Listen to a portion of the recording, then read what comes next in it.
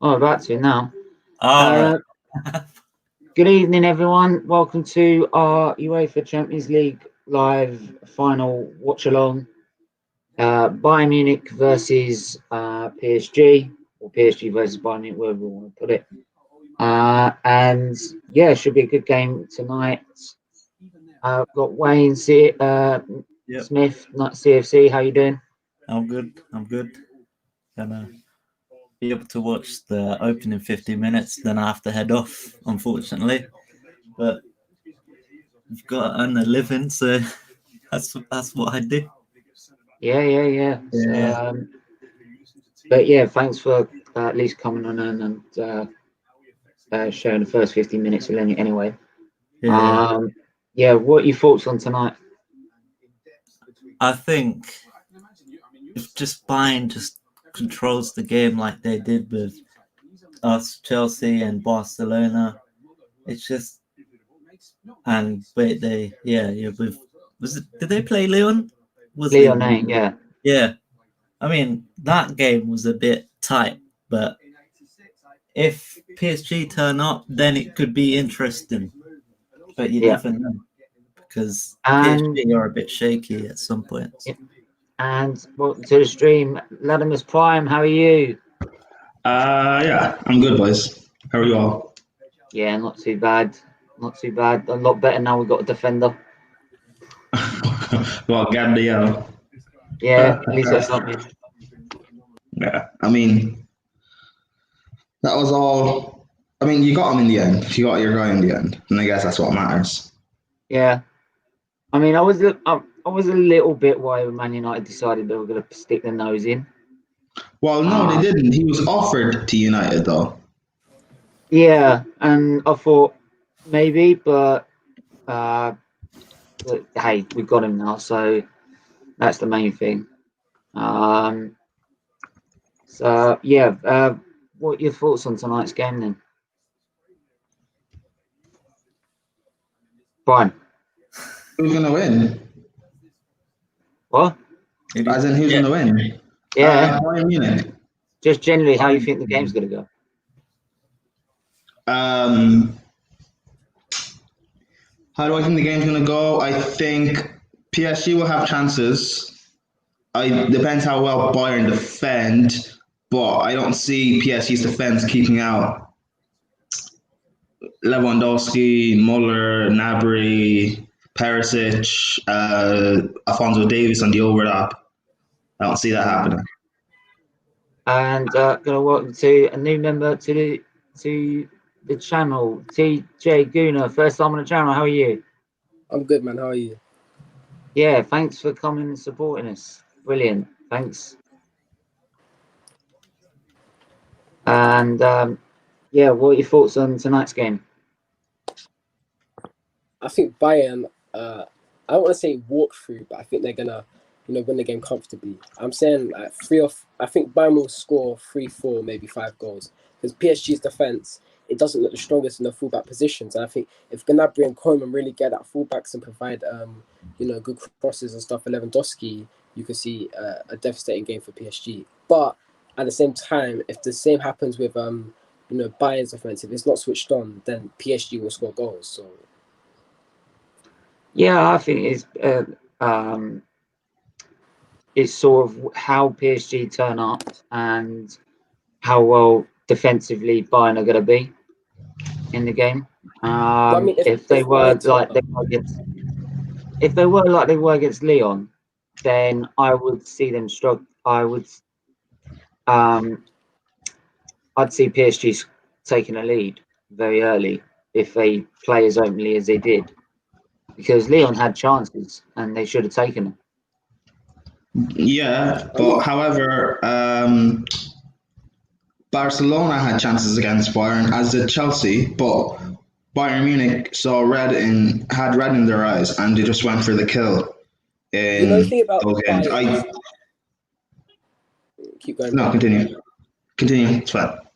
Oh no, the thing about Bayern is that even if they play at their best and PSG play at their best, Bayern Munich there's no argument about Bayern Munich are the best team in the world right now, and you know, maybe they might not have the best defense. They might not have a Van Dijk, but they have people that have been with each other for the last, you know, David Alaba, you say Boateng, you say Neuer, you know, they've been with each other for the past 5-6 years, you know, playing at a high level. So Bayern Munich's back line is experienced, and I think that the midfield is one of the best at the, in the world right now.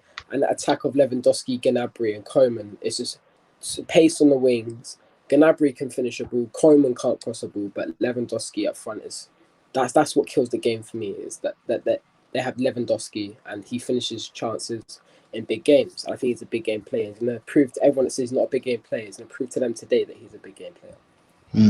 And also when you look at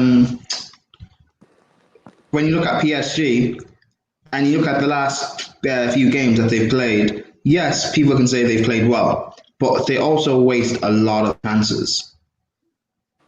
Yeah. Bayern are one of those teams that just they don't waste the chances that they get.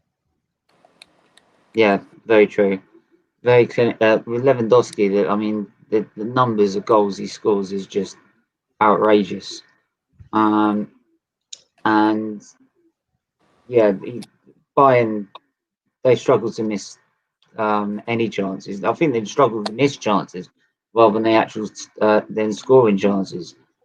That's how deadly they are going forward. But I think actually you mentioned about defensively how they may not have the star defender. It's sometimes you just need two defenders that work well together and have a good relationship together. Boateng and Alaba have been working with each other for 10 years now.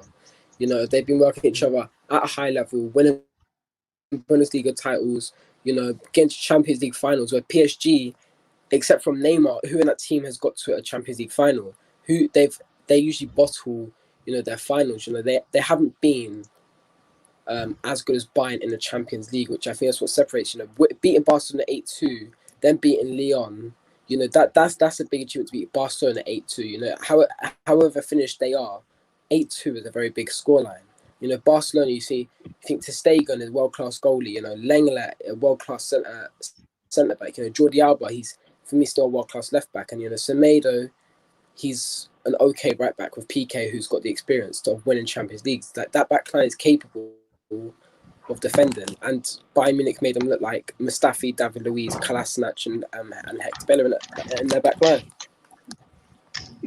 Yeah, I think that's the thing is that with the back line is that you see teams that chop and change, they aren't very good defensively. So having a solid pairing and one that can just sort of fill in the gap when there's an injury is key. That's probably why Arsenal struggles so many times defensively as well. It's just they've never had two defenders that work well together. But hopefully with Gabriel and Saliba, that might change. And actually, TJ, what was your thoughts about the Gabriel signing?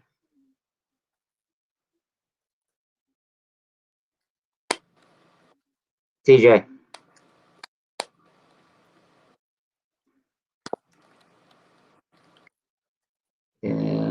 Is he with us? But now, if you look at our team, there is, you know, with one. Can you repeat that, TJ? I didn't get the first part of that. You know, I see Arsenal now.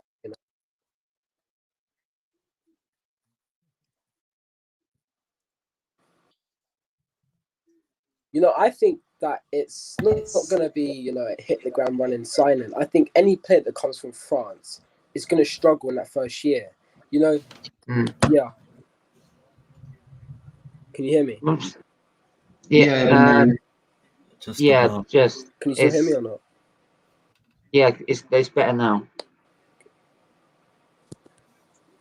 Wait, can you hear me yet or not? Yeah, it's better. Yeah, we can hear you. We can hear you. Oh, no, I don't think Gabriel will hit the ground running. I think he's any player from France. They come in, it takes a bit of time to adapt because, you know, there's only 3 to 4 good teams. In the Premier League, there's 10 to 15 teams that will come at you during the game. So it's going to take him a year, just like it's going to take Pepe a year. just to get up to speed. That's why I And didn't then he like has to with, learn, with David Luiz, I think, helping. I think that's why I didn't like when Pepe was getting a lot of criticism for not starting too well. There's a lot of people seem to forget that Perez, as a winger, had an appalling season the year he was brought in. But then by the next season, he was part of a double winning side. Yeah, but the only reason and that was one of the players of the year. But the only reason why people get on to Pepe is because of expectation. He was signed in for 72 mil, and the expectation from Arsenal fans was he'd be part of your attack that'd be the third best in the Prem, and that you guys would easily get top four. The fact that that hasn't happened and he struggled this season, yes, it takes people a year to adapt to the Prem, but the fact that he struggled this season and you guys finished 8th is why people are on his back. Yeah, that's the point. I think a lot of the reasons, I'd say a lot of the reasons why we were 8th is not probably just due to the fact that our star signing was not performing. I think there were a lot more bigger issues than that.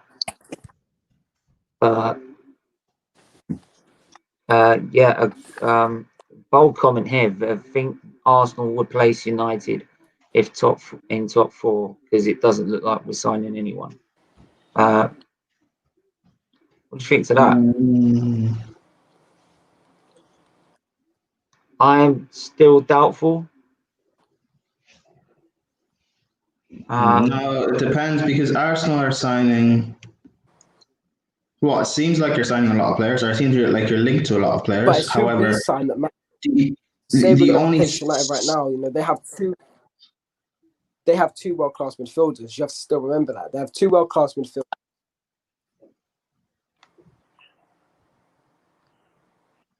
Yeah, because as it stands right now, United have a much better team, at least first 11 anyway. And I look at Arsenal. Well, you guys have. I mean, the window is still hasn't even finished anyway. But what you guys have only signed Gabriel and Willian. And Willian, 2 signings. That's not enough to say you're going to get top 4. Yeah, I'd still say Coutinho and Partey is a must. I think for Arsenal, your best option is to win the Europa League. Oh, I'll be expecting for us to go through the Europa League next season. And William. Yeah, what do you think you'll win it? Because for me, I actually think Spurs have a chance of winning it. I think Spurs will win it. We need 5 signings, 3 more. Yeah. Europa League. I agree. My expectation is to at least challenge for the top 4, and go, if not win the Europa League. For me, Spurs, as far as you can. It wouldn't be surprising because Jose, he's that guy that will win you a cup and lose, and then after he wins the cup, he loses the referee. Yeah. Yeah, but the thing is, that's all Spurs need. They need a winning mentality, which Jose will give them. Yeah. I mean, I already see the way they look in pre-season, and yes, I know it's only pre-season, but their pre-season game yesterday, the way they look, the way Jose was talking and everything, seems like he means business. I would still expect those Spurs to be making some signings, though. I still think they need a couple of additions, apart from Højbjerg. Yeah, they signed Højbjerg. They need a right back, but however, it looks like Sissoko could end up playing right back, which would be interesting. They need possibly a backup striker to Kane. It looks like they're linked to Rudiger to play centre back. So Rudiger with Alderweireld could actually be interesting because for me, I think all Rudiger needs is a leader next to him, someone to actually guide him and stop him being so erratic. Looks like Sessegnon will be playing next season more. I think probably left back or maybe left wing back, depending how Jose does it. I think Spurs could be interesting next season. Yeah, I think it's going to be like probably a really exciting season next season because everyone's going to have strengthened. I think everyone's, especially in terms of the top 4 and the top 6, the sides have had a wake up call compared to because of the likes of trying to think because of the likes of Leicester, Wolves, even Sheffield United have given them a scale in terms of the top 6 finishing places. So that's probably why they've strengthened so much, and why it looks like it'll be an exciting season with some exciting players to watch. So, but yeah, we are. When's kickoff? It's 14 minutes away at the minute. So, Johan Cruyff was playing right back yesterday. Under any circumstance, Ndombele can't leave. Do you think Ndombele might leave during what's happened with him and Jose? No, because they haven't fallen out. I thought they did. Not really. I think he about was just. Ndombele. What Jose said was honest. He wasn't being rude. He was being honest about Ndombele's fitness, the same as what Poch did as well. Being honest about his fitness, I think. Yeah. I mean, if Ndombele can stay fit for Spurs, that'll be interesting. Yeah. Also, do you guys know Thomas Muller apparently has 40 goal contributions this season? Does he really? Yeah, I think so. That's mad. Crazy. Sorry, just a minute. Just Dance. funny what TD's got to. Juan Foyth was playing right back yesterday. Yeah, I know that, but I think if Højbjerg comes into midfield, it might be Sissoko playing right back. No, Danny, who's a Tottenham fan, actually. No, we need a new right back. Jedson Fernandez was playing there yesterday, and he's a midfielder. And I'm just gonna say, for their channel, we have a Tottenham supporter following my channel, so there we are. So do you have to be following a channel to be able to comment? No, but he usually comes on. He comes on usually most of the time anyway. So, yeah. If he does, he does. If not. No, I'm only joking. He probably is following me. I'm only joking. Yeah. But yeah. He was on early because I just did a quick. I think what's interesting is the fact that we're all going. At least, yeah, the top 6 anyway. We're all going into the season for the first time in a long time where we all think that we can. We all think that we can get top 4. Like you as an Arsenal fan, do you realistically think you can get top 4? I'm sure you guys do. I'm sure Spurs fans realistically think they can get top 4 in Champions League. Chelsea fans were expecting to be comfortably in the top 4. Same with United fans. So I think it's a thing of 6 teams. It's going to be interesting next season. Plus, you also got Wolves to contend with. You've got Everton. Let's see how they do. Southampton. Let's see how they do. Sheffield. Let's see how they do. Leeds. I expect Sheffield won't be as strong as last year. Yeah, I know, but I'm expecting a few teams to just do a bit of a madness. So I think it'll be interesting. Actually, TJ, what do you think of Arsenal's fixtures for the new season? We didn't get it hard. I think United got a very hard start. I think Chelsea got it okay. I think we got an okay start bar the Liverpool game.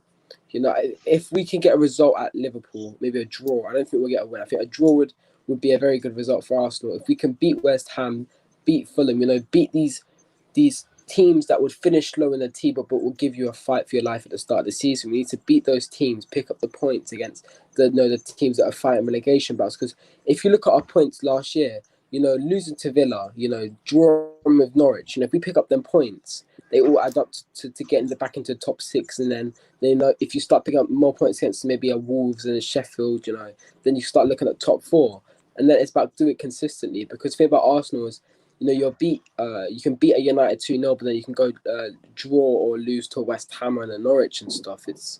You need to be picking up points consistently, 3 points week in, week out against these smaller teams. Chelsea, look at them. They beat vast majority of the smaller teams. They might not have beat any of the bigger teams really, bar Arsenal.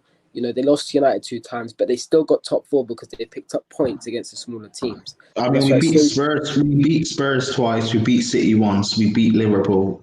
That's what he meant by small teams. Oh yeah, yeah.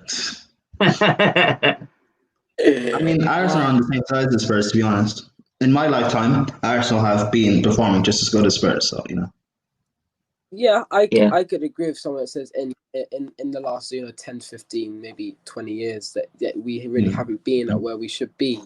But I mean, you've both been to the same number of Champions League finals. But that but at least we didn't last 30 seconds. Yeah, but it doesn't matter. You both lost. Yeah, we put up a fight. You know what? We can't say anything. Yeah, until one of the 2 teams wins the Champions League, then none of them are really big. We can win all these Premier League titles. We can win everything. But the one thing that United, Chelsea, Liverpool, and that all have over us is the Champions League. When Arsenal or Tottenham, then you can say you're the biggest team in England until you win that Champions League. Now Liverpool, look at Liverpool fans. They're not at the top of the world, but no one's arguing with them because they won the Champions League, they won the Premier League.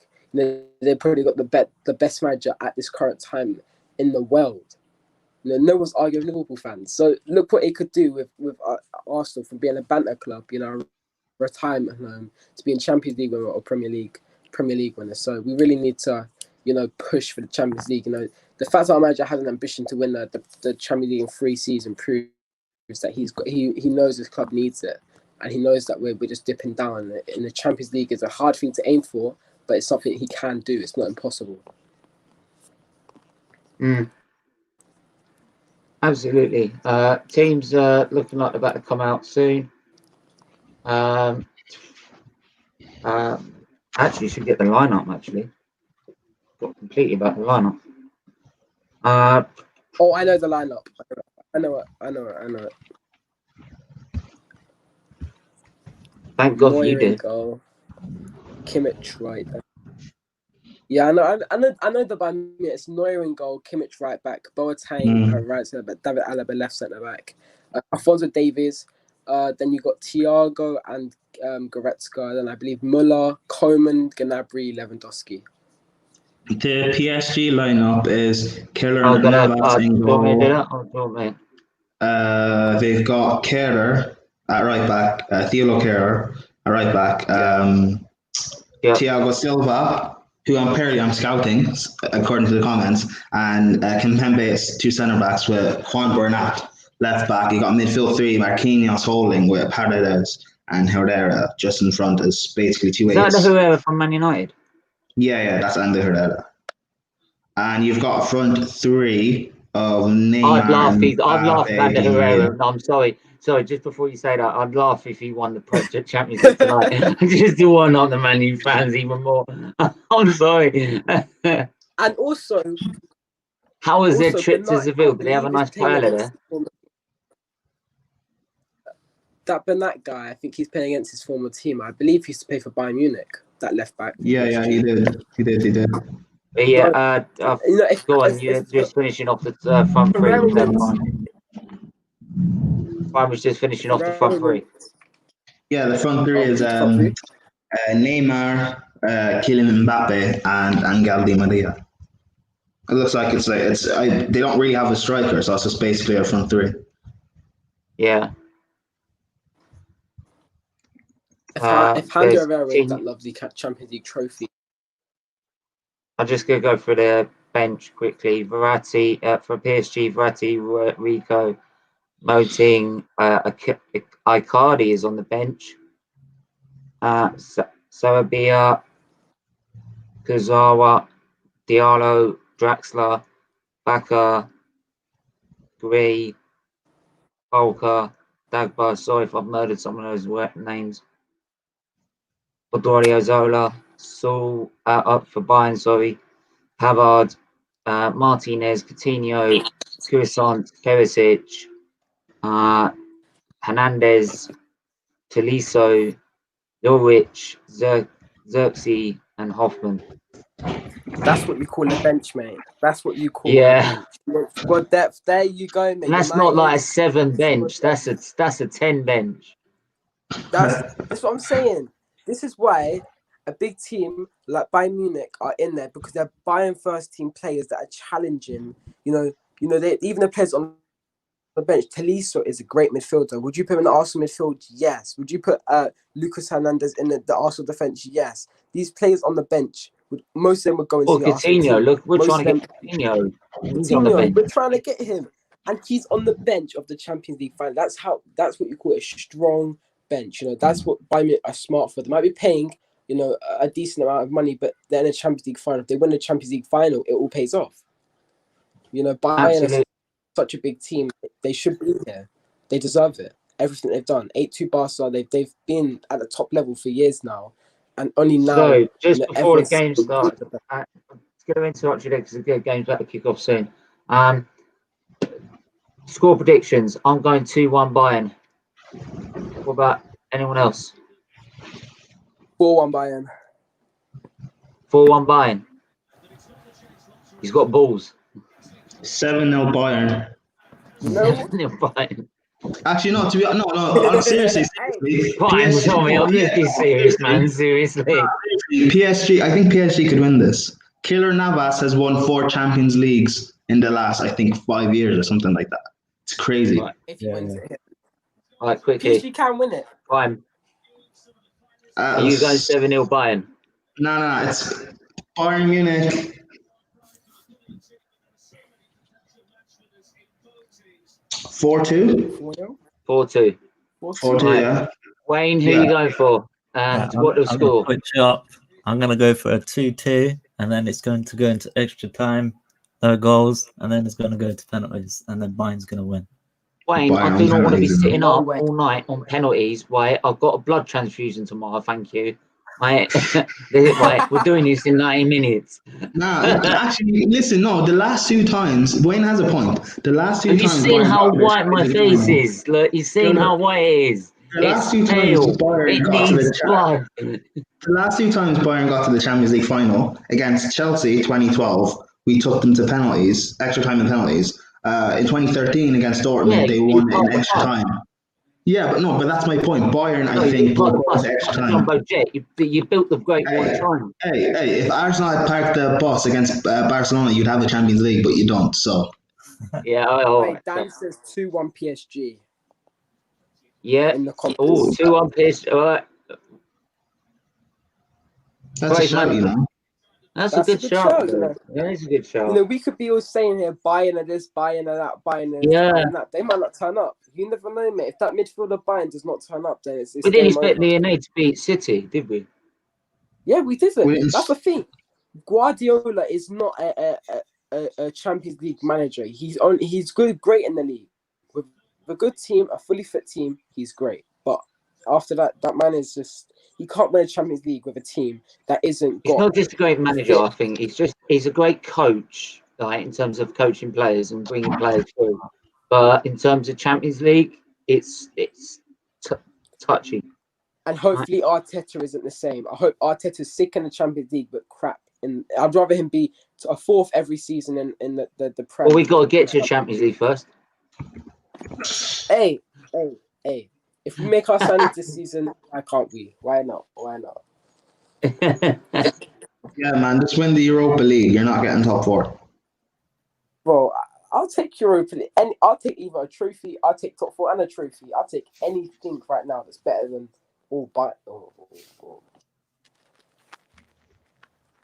Hey, look, our last European victory was a Cup Winners' Cup, and we did exactly what Chelsea did, park the bus. Right? We scored a goal and parked the bus. Right, and it was George Graham, so you ain't never getting through. I've got that. Yeah, that was the year I was born. That's how old it is. If PSG will win, I'll hate it. Bayern need to win. You know what? If PSG win, I think Neymar will go. Either Neymar or Mbappe will go to. Will leave for like Real Madrid or Barcelona I think next summer. Neymar will leave. Mbappe will stay. You know, Nah, he just Mbappe doesn't. won't stay. He's too expensive right now. Neymar you could probably get for cheaper because Neymar's 28 or 29, I believe. Neymar, Mbappe's 20. They're gonna want 200, 200 for him. Madrid ain't got money. Mbappe's the Mbappe. Trust me, you need the whole of the Bank of England to try and buy in, and the rest. It'd be worth it though. No, but then again, if you bring in someone like Mbappe, you're gonna have to build a world-class team around him. So it'd be too much. It'd be way too much. It's not. I'm not saying it's not worth it, but Can run for a whole team. what? Neymar, but Neymar could run for a whole team. That's the difference between Mbappe and Neymar. Mbappe is a great guy that likes to run onto balls, but if there's no like if the attack ain't in sync, you know, there's not a Neymar next to him or a Di Maria, an on-form Di Maria, you know, he isn't as good as like a Neymar who can. Yeah, but that's due to the fact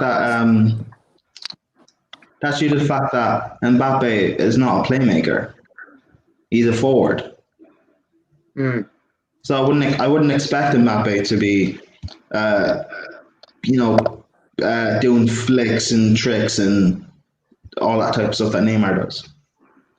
Just gonna quickly say, everyone that's watching, please smash a like. If you're new, subscribe. Also, Wednesday night, confirmed. I'll be on the Call of the Banter show. We'll be doing a liver awareness special. Where there'll be a chance to raise money for Children's Liver Disease Foundation, as well as a chance to question sort of me about liver disease or my health story or anything else to do with liver. So yeah, be sure to check that out on Wednesday night. Surely Call the Banters will advertise that on their channel because I can't advertise. I'm struggling to advertise anything on YouTube in a minute. So, but yeah. I'll also advertise that out as well. What's that? I'll also do what I can to tweet it out, and I'll definitely be watching. Brilliant, thank you. So yeah, it's a great. It should be a great show. Great chance to raise some money for charity, which provide respite, support, and research. But yeah, Bayern on the ball, trying to pick away through. Shot way wide from Thiago. Is Thiago still being chased by Liverpool? Yeah. He's being chased by Arsenal now. Yeah, but I think they're more set on. I think they're more set on Partey or Coutinho, to be honest. I don't see Coutinho happen. I've heard Kuma wants to give Coutinho a second run at Barca. So if that Coutinho deal doesn't happen, and apparently we've just recently submitted another bid for Alwa, for Alwa. So if that deal happens, we won't need Coutinho. And like Coutinho expensive.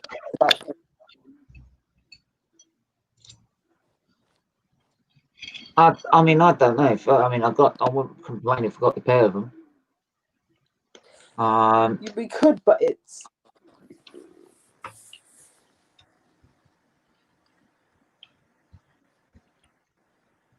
Yeah,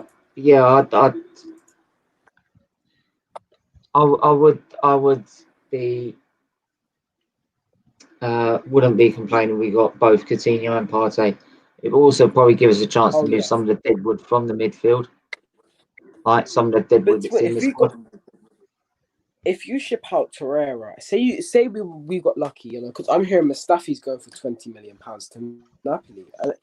Just bring it in. If you sell Torreira for 30 million, yeah, you sell and you can use Guendouzi in a deal to reduce the price on a guy like Alwa or Coutinho. Just we could probably bring in 3 midfielders. If you think about it, if we ship out Torreira for 30, and then Guendouzi plus cash for a player, you could probably bring in 3 midfielders at Yeah, Arsenal. the reason I get wound up with the reason I'm getting wound up with this Conduzi plus cash sort of scenario is that no one's sitting there realizing the guy's got an attitude problem, so no club wants him.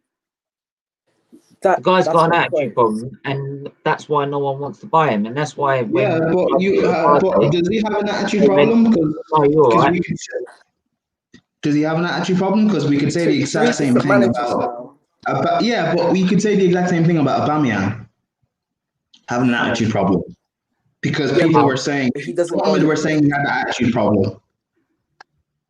But we can't say. But Aubameyang ain't on the pitch. So we had that with Maitland-Niles, and look how he's turned it round. Exactly. Yeah, but that's my point. And look at Pogba. Jose was saying Pogba is toxic in the dressing room and a virus. Guendouzi has apparently had a personal falling out with Arteta as well. Exactly. But with the manager, Pogba, Jose said Pogba was a virus and toxic in the dressing room, and they had a falling out. Look at Pogba now, all happy and smiley and everything. At Dortmund, they were saying Aubameyang is, he's a bit of a problem and stuff like that, attitude and whatever in the dressing room. He goes to Arsenal, it's all happy and smiley, and he's doing backflips and everything. So I think it's just a product of the environment. You watch when Guendouzi leaves Arsenal, he leaves that environment and goes somewhere else. If Arteta had such a problem, and the problem is Mourinho, a lot of those players weren't playing for him. Right? If you look at Arteta, that squad's playing for him, and it's only Guendouzi he doesn't want to play. You're proving. It's not the first time he's done it. Yeah, I know, but you're proving my point. If he goes somewhere else, out of the environment, then he will be. That's when he's replacing managers to suit him. No, it's not, because, like I just said about Aubameyang at Dortmund, they were saying that his attitude and everything is not the best. He goes to Arsenal. All of a sudden, he's amazing. He's played under Wenger and Arteta and Emery, and all of a sudden, he's amazing and his attitude is brilliant. That's my point. Sometimes you have to look at the environment. Yes, but the problem is that all the teams that we want to sell him to are going to take that risk of a player that could potentially have a problem when he's had a problem in the past. It's whether you want to. It's whether it's just buying the player. But yeah, he's a great talent. Can we take the risk though? But if we can sell him, that's brilliant. We bought him for £2 million. No one knew about him. We bought him for £2 million. I think we kind of messed up ourselves. Young players. He thinks that he can walk into the Arsenal. To go on the pitch in front of everyone and say, I own 40 grand a week, this club shit. No, he can, because that's kind of Arsenal's fault. You brought him in. Since he's come to Arsenal, he's been one of your first team players. Well, it's kind of Arsenal's fault, because since he's come into Arsenal, he's been one of your first team players. All right, so why? Hang on. So why is that the banter? Because they're different players. Agreed, but then has he not been like? If it's Arsenal's fault for bringing these youngsters through, then Saka should have the same problem. No, I didn't say it's Arsenal's fault. I said Guendouzi's treatment is partly Arsenal's fault. And also, Saka and Guendouzi are different type of players. Guendouzi was brought in from a League Deux side in France, whereas Saka is a product of the academy. Plus, but I also think that Guendouzi has been moved out of the team very easily. I don't think it was fair the way we did it the first couple of times. The Dubai situation, I don't think he should have been dropped for the game. He learned that was the first time under Arteta that he apologized to Arteta, to Socrates, for the situation. To get dropped, I don't think that was fair of the squad. We did isolate him a bit. Now, the thing about Arsenal, when we isolate players, we get them out of the squad, and then we expect them to apologise. Now, the thing is, we should just bench them, not out of the squad. That's if they've done something off the pitch as well. Saying the club is crap, it's a true statement, so you can't be angry at that. but he needs to be, he needs to learn. I don't think he needs to apologise. I think he needs to come back, fight for his spot. I think there's a player in him. I think with that ball, he's one of them players that if no one else is running up the pitch, we saw against Aston Villa where he just got that ball, went past 5-6 players, won us a penalty, and Pepe got his first goal in the Premier League. That's the kind of because Arsenal don't have players that can run with the ball and ball carry, you should keep Guendouzi.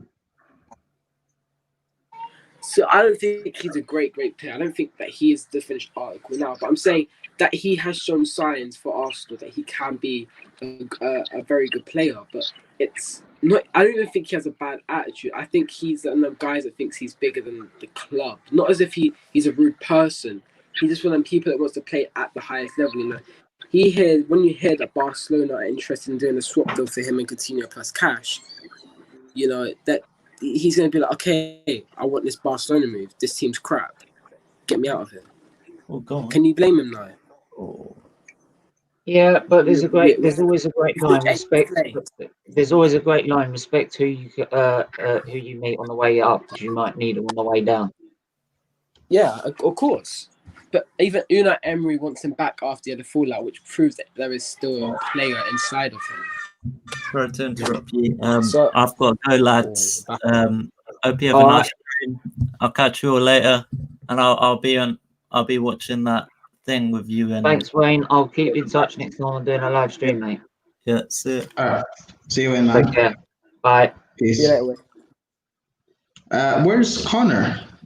Yeah, Conor said he is going to be on. I'm going to chase him up on. I bet he was on Floor of the Bank.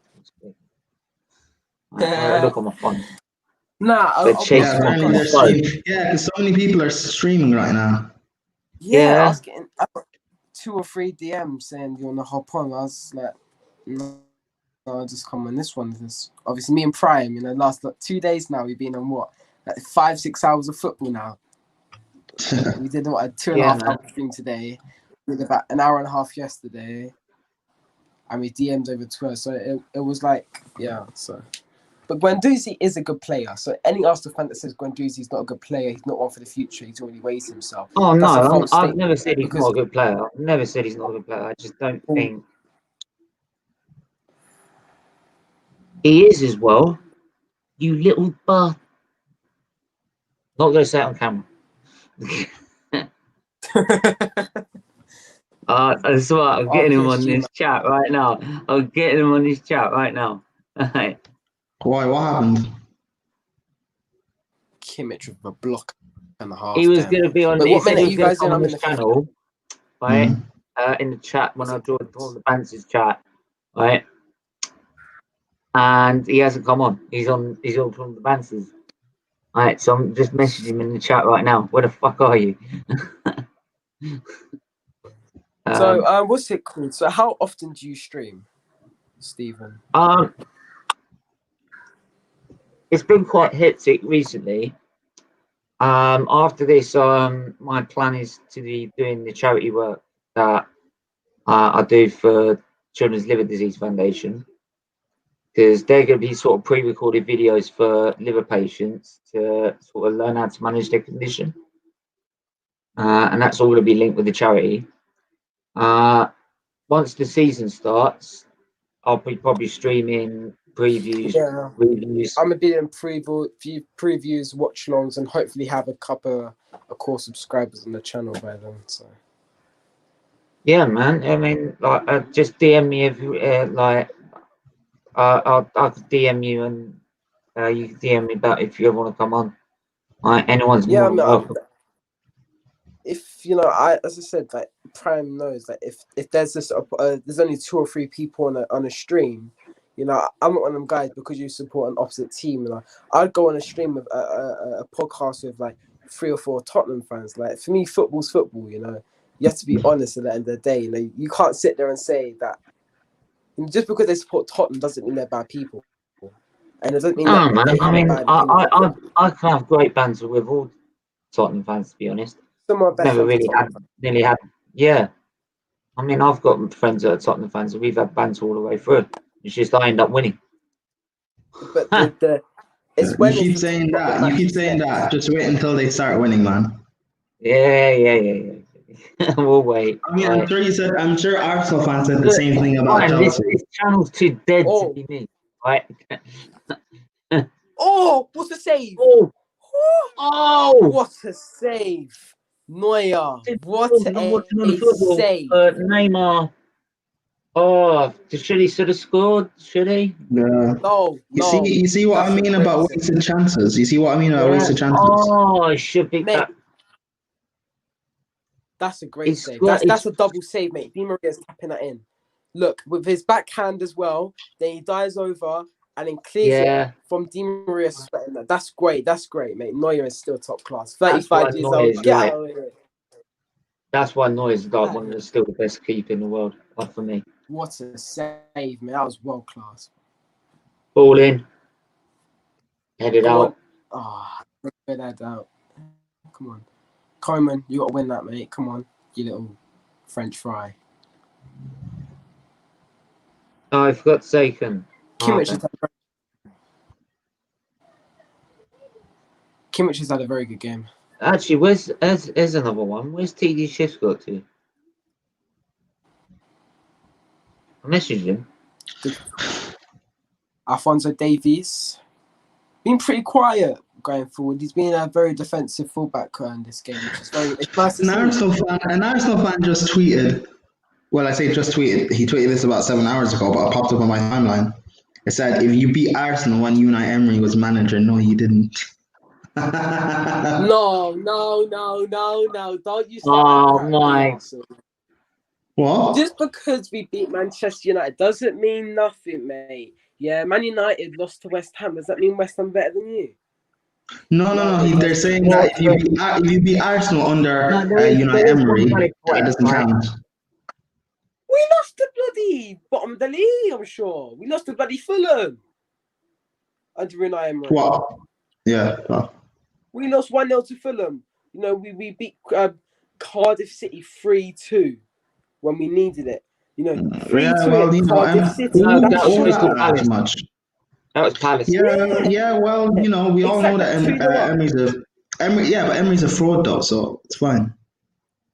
Emery's that kind of guy that is just good evening. That just sums him up. He doesn't know football. You know, he's one of them guys that he's a Europa League manager at best. And Arsenal brought him in because he was PSG manager. Yeah, And, but Arsenal brought him in because you guys were a Europa League club. Go on. Or well, you are a Europa League club. Coleman. I know, Gnabry. No. Good defender by PSG. PSG are looking up for it, mate. Good tackle, Thiago. I told you, it's a big You know, tight game. One thing about Coleman is he works very, very hard. Yeah. He does. He He's ain't off great- the ball he ain't- movement. He ain't great he ain't great at crossing. He's got a decent shot on him, but he can score. He does so much for Bayern Munich, makes him so important. But I'm just looking back at that save from Neuer. I'm shocked. I seriously thought that was a goal. I thought once he pulled that back, it'd be in. Yeah, I thought Di Maria would get there, but in fact he got a leg back. He managed to get back up, dive over, get a leg there. Yeah, but listen, people talk about the double save from Neuer, the weight of pass from Mbappe for that chance was brilliant. That was nice. Oh, it looks like Neymar is playing as a false nine, Oh, which is interesting. Bayern! Lewandowski. Oh, he's in the post! Bayern Lewandowski. Oh, is he That was finished? a mad shot. Oh. On the It time, seems look at that shot. I'm like what? I think I'm like 10, 20 seconds. I think I'm like 20 seconds behind you guys. What minute Two is it, big Luke? chances for It's Bayern 20, Paris it's 21. Saint-Germain. I'm seeing that chance now. I just saw that chance now. I'm like 20 seconds behind you guys. Yeah, no, I'd pause it's it, only mate, but I 21-45 for me. Actually, Wow, what do you both think? good chances, What do you think? Actually, because there's no fans in the stadium at the minute. Like the fact that the new league season, we're not going to have live games every game. Getting that Coleman. Well, I think that will make things interesting. I think. No, the fact every game's not live. Oh, Because Nah, even mate, though no. we're not allowed back in the stadium yet. we don't have to worry about that, mate. It's only gonna be for the Fulhams and stuff that don't have a big thing. I think it's disrespectful though. You know, we're not allowed back in the in the stadiums, but yeah, they want us not to watch all the football games, which is a bit lazy from the camera crew because, you know, we don't see us fans saying, "Oh, we're not going to return back to football ever again because there's not allowed audience back in." Yeah, but to be honest, I think with the amount of TV money, it'd make them give them more money, wouldn't it? Yeah. Beautiful football from Bar. Great from football. PSG. He's away here. Beautiful. He's through. He's through. Di Maria. Di Maria. He's an absolute threat. And that's why you left Man United.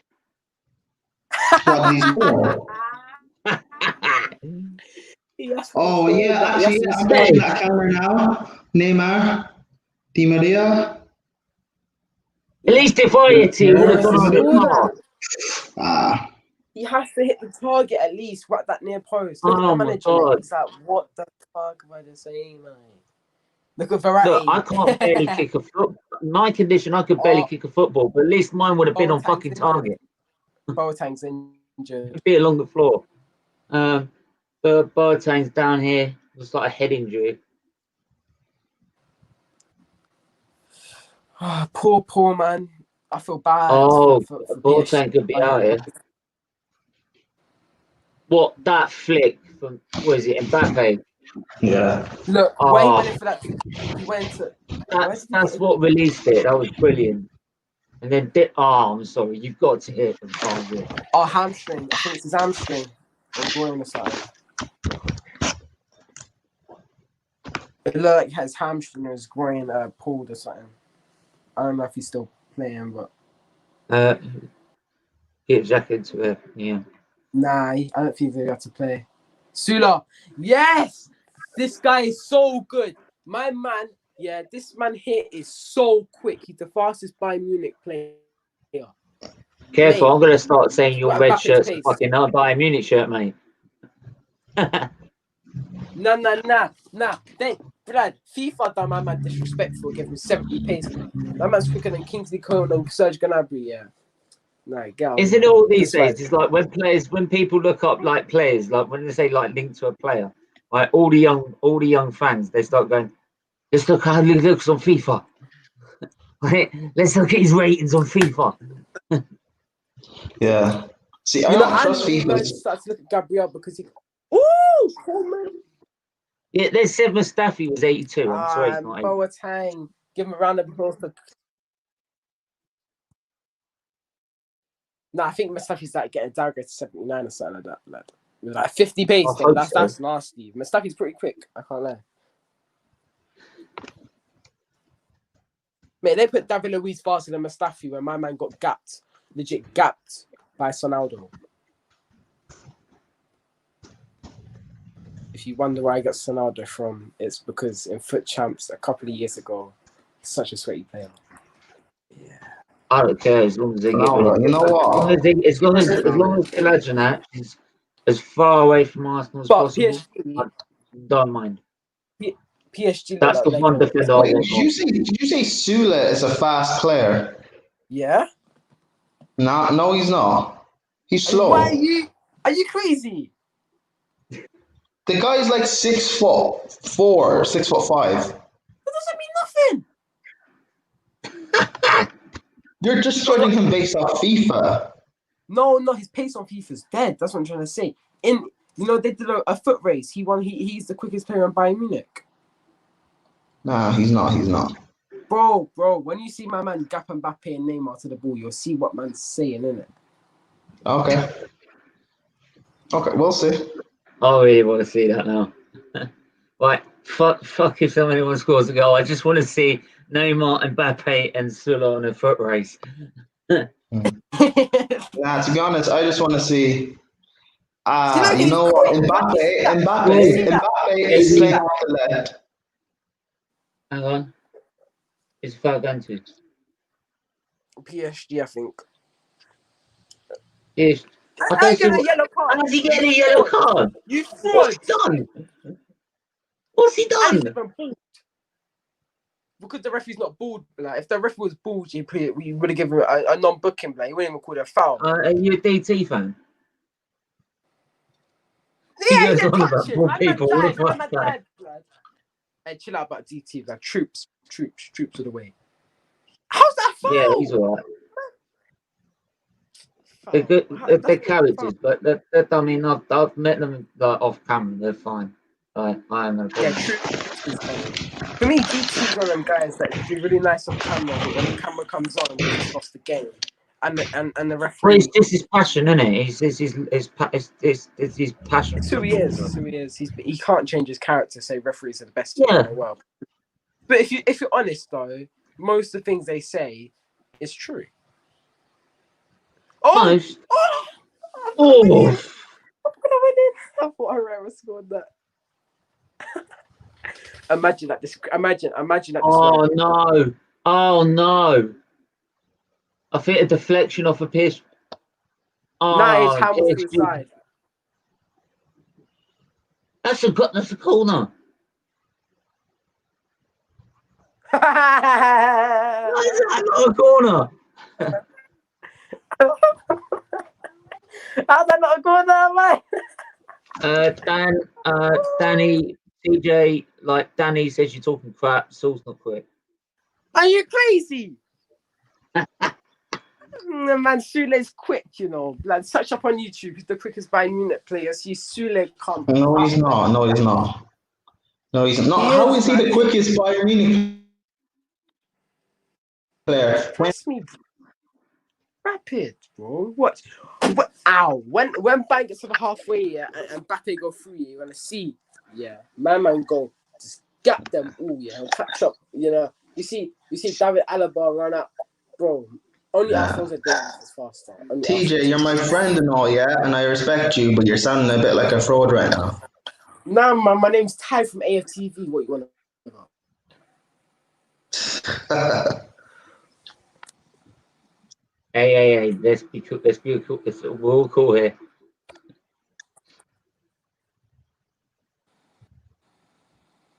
Cool. Oh, that's a nice ball from you. I changed something. Nabry. Oh, too much from Nabry.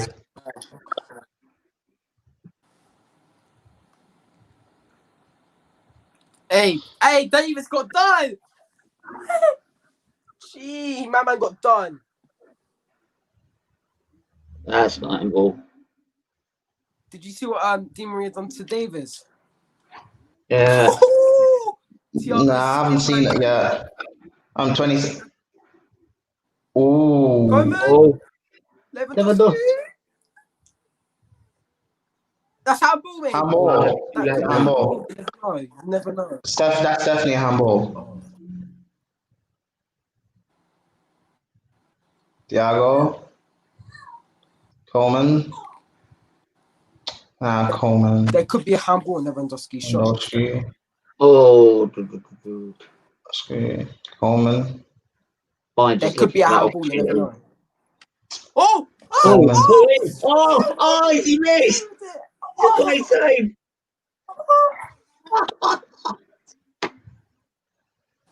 It wasn't a great save, mate. That's straight at him. No. Wait. How Look did at that he save. How did he Look get at my to man. that? He did a fist. Oh. Thiago Silva's injured. Hey!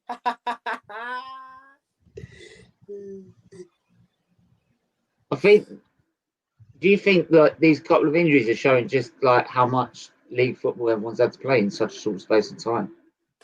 Yeah. Especially considering the fact that teams didn't get a pre-season in a way to come back post lockdown. Wait, look at Thiago Silva. Look at Thiago Silva. Man, you're celebrating a player getting injured. No, just look at the way my man went down. Nah, you're celebrating the injury, bro. That's not funny. No, man. Let's for that. You want him? Yeah, in terms of the fact that he's a leader and there aren't that many. Crazy. No, the fact that he's a leader and there aren't that many quality centre backs around. Thiago Silva, if you pick the two of them out of him and David Luiz, I'd have David Luiz. But it actually Thiago Silva that got injured. Wait, did you say no? Did you just say you'd have David Luiz? No, I said I'd Thiago Silva over David Luiz. Oh, okay, cool. Right, I'm not that stupid. Danny said for a start, Alphonso Davies is Bayern's quickest player. Exactly. Oh yeah. Coleman, you nasty person. Alphonso Davies is Bayern's quickest player. What you chatting? Okay, yeah. I Hi, forgot about Davies. Hi, Maurice. How are you? This match, both teams have cancelled each other out in chances. Yeah, but both options have had their chances and they have taken them. Bayern coming forward with the ball again. I think Bayern have had more dominating possession, but PSG are very much in this game. It's not like they're having to really sit back completely. They are getting their opportunities when it arises because of that high line that Bayern play. So, just 30, just gone the 33rd minute. So, bro, Koeman is so underrated. Look what he done to that player. He destroyed Kehero, what you say, my man's name. Davies is just something else. Oh, that's a ball. I thought Gnabry gotten that for a second. My favourite Champions League moment, Gnabry at Spurs. How can you not say that as an Arsenal fan? Even as any fan, mate. That goal, the way he played that game. No, it's just his general performance all game. That's what I'm saying. The way he played that game, not even the goals he scored, just the way he played. That's the thing with Gnabry is he might not be that pretty footballer that can go through a whole squad, but you want someone to score big game goals. He's doing it for Bayern Munich constantly. You don't hear that often. You know, Gnabry, Lewandowski, I think have got the most goals in the Champions League for Bayern Munich this season, believe it or not. Yeah. We've really missed out on a player there as Arsenal. But there's losses and there's big losses. Yeah, you know, but if we apparently from what I heard from today is that what I heard today, that manager, I forgot his name, is that is that he wanted more first team football, and he wasn't going to get it at Arsenal. And not a loan spell either, wasn't it? He went to what was it? He wanted Werder Bremen and then Bayern Munich bought him. Yeah. See, Werder Bremen. You know what? They're doing the same thing with Chong with United. So that's a loan deal. Oh, I thought he caught the keeper off guard then for a second. Look at the goalie. Look at the goalie just there, mate. He looked shaky. He looked one-footed then. Looked like he was on the back foot as he waiting for a shot. See, look at Koeman. Always on the player. I would love Koeman. He's always they're pressing very high. Give me Koeman at Arsenal. We need a. See, look what the pressing does. Look at Thiago. You know they've just got a frame from it in the opposition's half height the pitch. It's lovely football from Bayern right now. I like to watch Bayern. They just need to attack the box a bit more. Be more specific with their passes. I like watching Bayern. The only time I like really watching them is when it's really in like the Champions League, especially when it's the latter stages. Because when it like you watch them in their league and it's just like it's expected. Right? What else do you expect? Unless you're playing like Borussia Dortmund, you would really give them a challenge. Even Dortmund, you know, you look at Dortmund's team and they haven't spent a lot of money on the team, but if you look at the resale value, they've got resale value for fun. You know, Bellingham and Holland. No, Sancho. Just look at it. They're ridiculous. That Dortmund that's how if United are trying to run their team as a business, that's what you do. Yeah. But United won't do that because your owners won't give you the money to go and spend on these young players. He might give you one or two, and only one of them's a success. But Dortmund, they're spending money somewhat on youngsters, Bellingham, Sancho. If all football clubs like run as a business because they have to, right? But if you're a football like person in that boardroom, you would know that keeping these players and then selling on for how much is going to make you more money, right? And that's what I think what a Arsenal non-football Gabriel. person would do. A non-football person wouldn't have that knowledge. That's why Arsenal don't do it. Man United don't do it.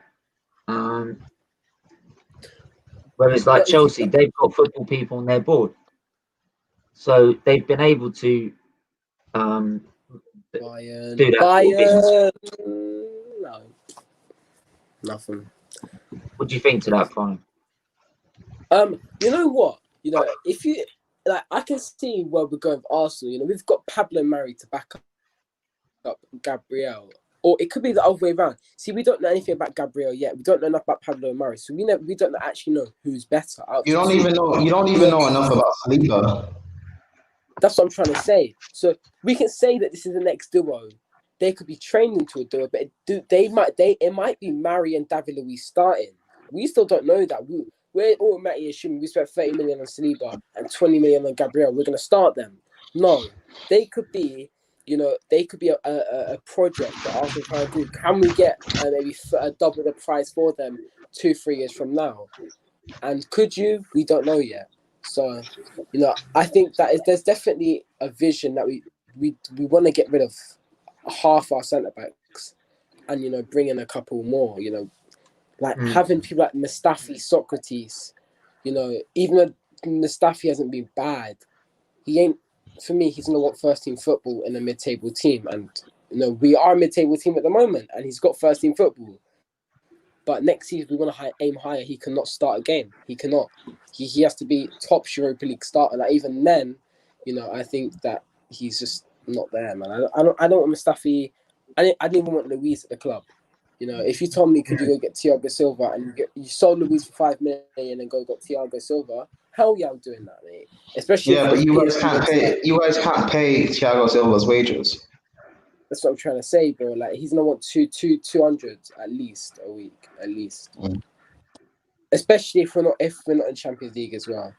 It means we're gonna pay more money. But Chelsea, I think, with the way you are, you have the money. You know, we've seen with the sale of Hazard that you're replacing him with Werner, Ziyech, and Havertz. I think that replaces Hazard comfortably. You know, you're probably gonna get double the goals and assists a season that he would get.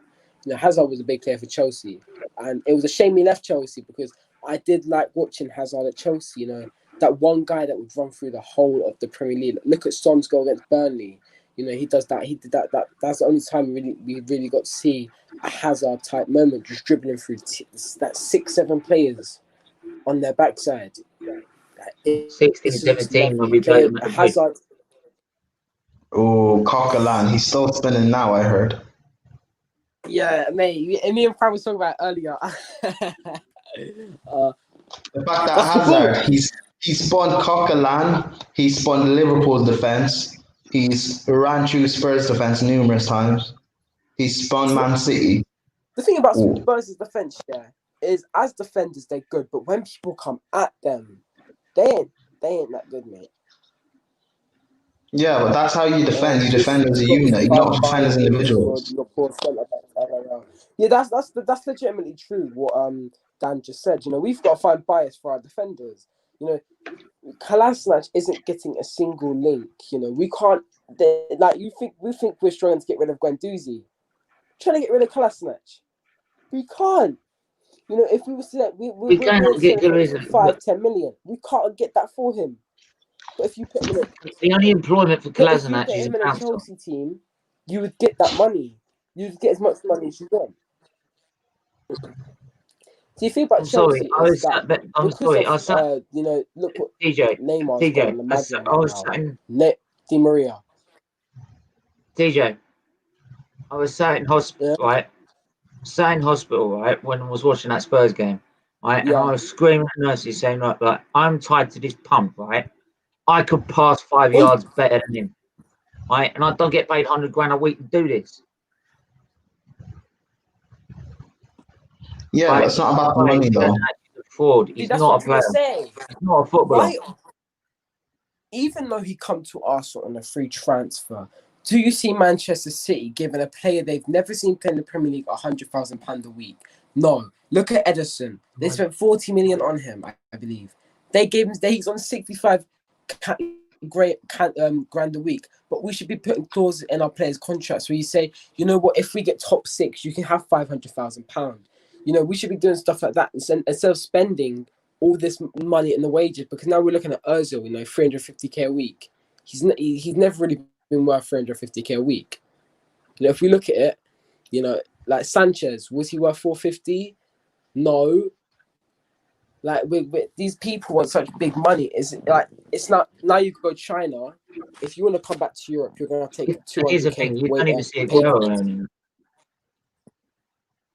Right? Do you see Kevin De Bruyne? I see that. Yeah, that's very true. Nah, my man's on what, 100 and something, and he's the best cam in the world. Aguero is probably the most lethal finisher in the world. You know, City have got some. That's why they can spend so much money, because they don't put their players on 350k a week. You know, think about it, De Bruyne and Aguero have the same amount of money put together as what Ozil gets, but they get so much bonuses and stuff that they're fine being on that wage. You know, that's why City win all these Carabao Cups and FA Cups. They might not seem a lot to us, but to the players, that's £500,000 or £1 million in their pocket every time they win these cups. So, you know, they might not be winning Champions League. You know, we don't know. We don't know what goes on in the dressing rooms of Manchester City, but they love winning the Carabao Cups and they're becoming rich. And making good business this summer, yes. You can tell we're doing better because we're not linked to David Luiz yet. I'm not saying we aren't, because what if these deals don't go successful, mate? We could go get a bloody, we can end up being linked with Manchester United Matic for 8 million. You know what I'm saying? We can be more of a retirement home, bro. Go get Matic, you know, maybe pick up one Mata. That's something we could do, you know. But hopefully, you know, we keep progressing and we keep going and getting better players. You know, I'd like to see a couple more, you know, maybe 2 or 3 50 million deals instead of one big 70, 80 million deal. 2-3 would be out of the world. Ozil should stay on 140k a week. That's what I'm trying to say. Put Ozil on 140k a week. You'll see a better Ozil, because he'll be in for a contract. Right now, we've given him what, 40, 50 million, 60 million in the last 60 million in the last 3 years. 153 million in the last 7 years. PSG. Oh no! You should be scoring. Oh my god! How are they not at least? They are so bad. How has no one scored in this game? This is what you said, Prime. You called it, Prime. You said PSG will not finish their chances. You called it. But then Bayern haven't either. I'm sure. To be honest, when Bayern have had their chances, they haven't scored either. Yeah, but Bayern have been testing the keeper. Oh! Good hands from Navas there. Give him that. Good hands. Now he's in. Counter. He's in. Oh, sweet, keep Neuer. Oh, Neuer, lovely. I'm sorry, I can't. I'm sorry, I'm an Arsenal fan. I can't stand goalkeepers that come outside their box. Yeah, mate, I hate seeing them come outside. My most vivid memory of that was Zen's name and get sent off. That's a penalty. No, it's not. Oh. VAR. Did he get pushed? Is this a pen? Let me know in the comments. Ooh, la la la la. That's a pen, mate. Oh, I'm sorry, that could be a pen. I don't think. I don't know if there's enough in that. He has got his hand on him. Oh. Tayon. That's a bit rough, mate. Mate, Thiago, mate, we really need to, if we want to get Thiago, mate, I'll be more than happy with him right now. He's controlling this game. Yeah. We need someone like him to get the ball to Pepe so Pepe can cut in, because look at Gnabry. Look at how many times he's able to cross the ball in.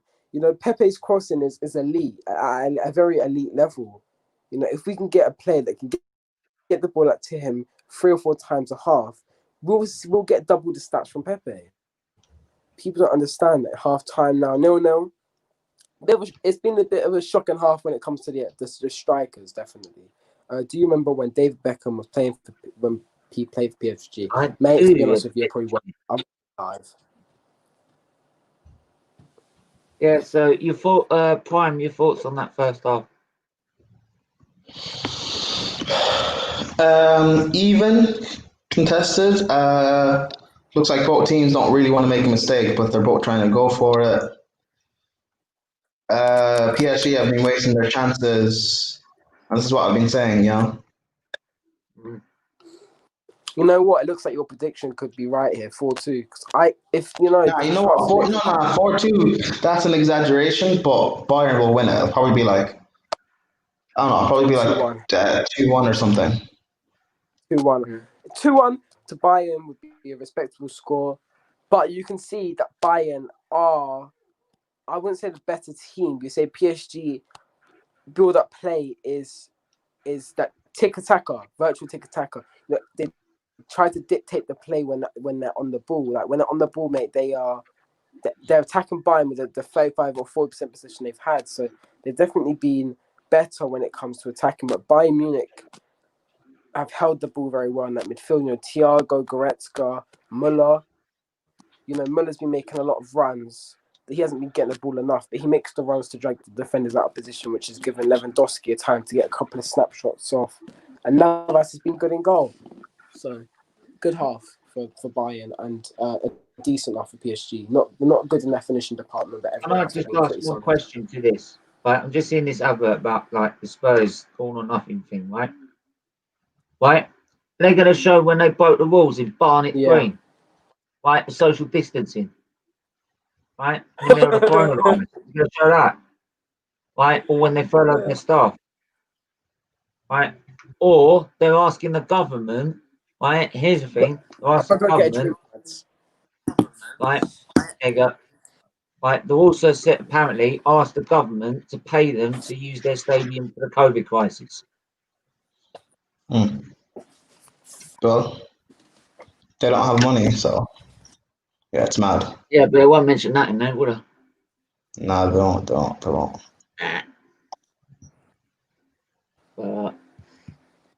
Yeah. I did see a bit of Man City's one. That was all.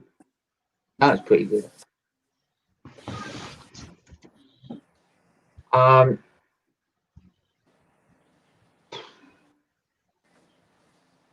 I mean, I don't know. I mean, I think PSG, to be honest, have had the better the chances, to be honest. I think they've caught many. They've caught Bayern a very few times on with the high line, and Bayern, I think, are only going to get a realization of that fact until PSG score a goal, because the amount of times they've done it and yet they haven't reacted or done anything with it is a bit mind-boggling, to be honest. If I was Victor's manager, I would be worried about that high line. Yeah, no, I agree with you there.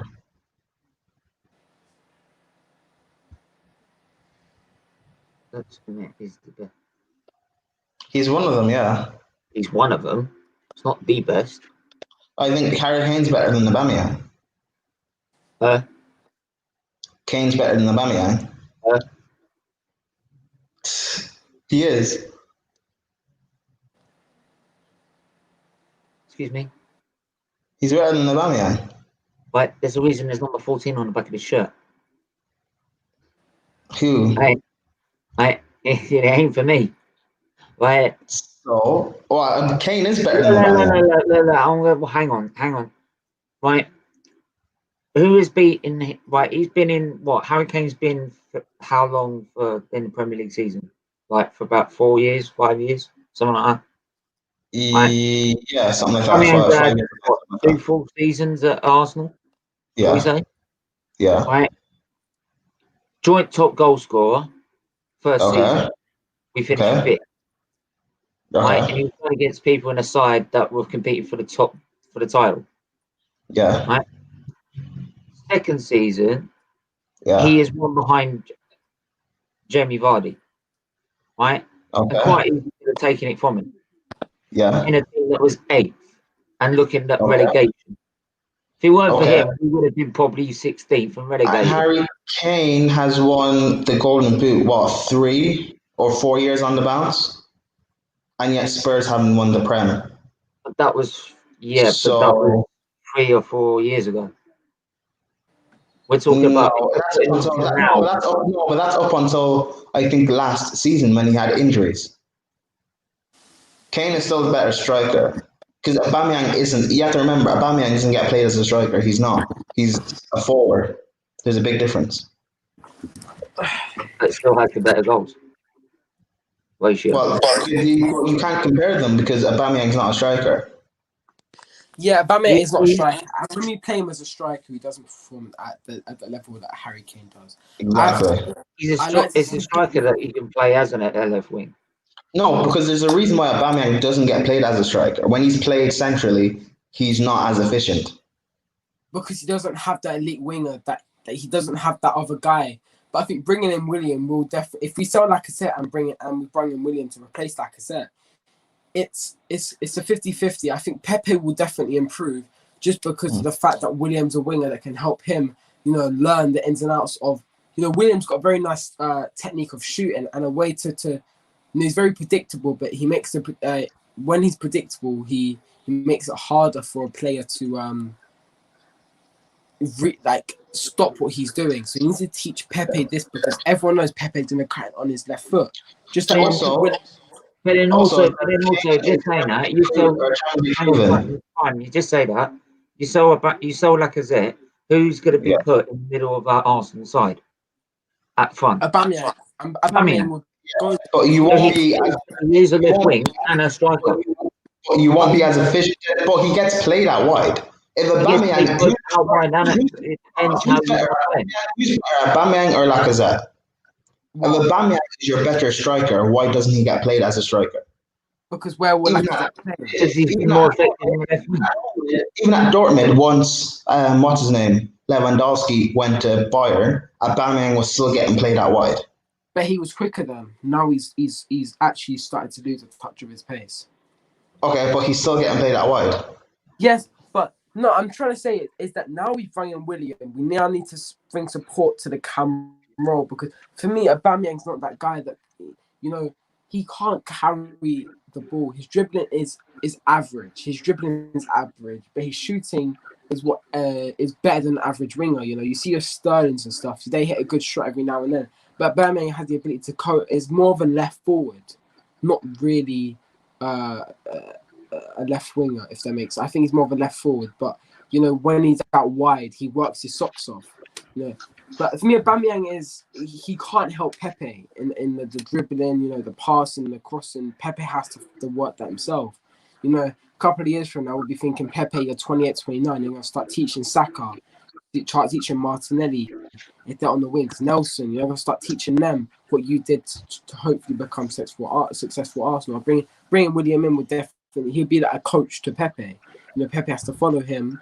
But do what William does on a consistent basis, and we'll get 15 goals and maybe 15 assists out of Pepe on a very good season. Because I think William, for me, is a top. I wouldn't say he's a top player. I think he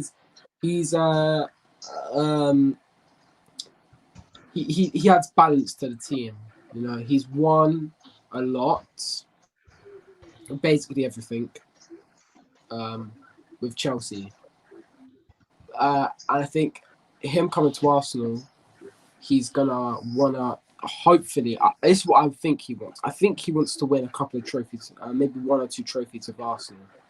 I don't think we're gonna win a lot in our first 3 years with Arteta, but within the 3 years after that, I'll be expecting to get 4 or 5 trophies in the 3 years. If you look at Pep, he's been in his job for 3 years now, but he had a structure there from the manager before him. He had. And if we give Arteta the money or Pep Scott, mate, our team's gonna be out of the world.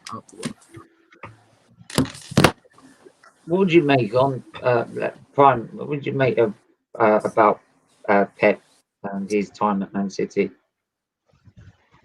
Because I remember after the Man City game, they've been on the football terrace and they're going on about being. I think he has not lived up to his target, which was to win the Champions League. Yeah. Arsenal English players instead of foreign imports. I agree. And that's why I would look at a guy like Tom Cantwell and be like, you just got relegated. You know, you're a big part of Norwich's season, and you scored some very, very big goals for them, and you was fit for most of the season. Why don't we bring you in? But it's the thing about Arsenal is that now we can't be spending 50 million on a guy that's worth 30.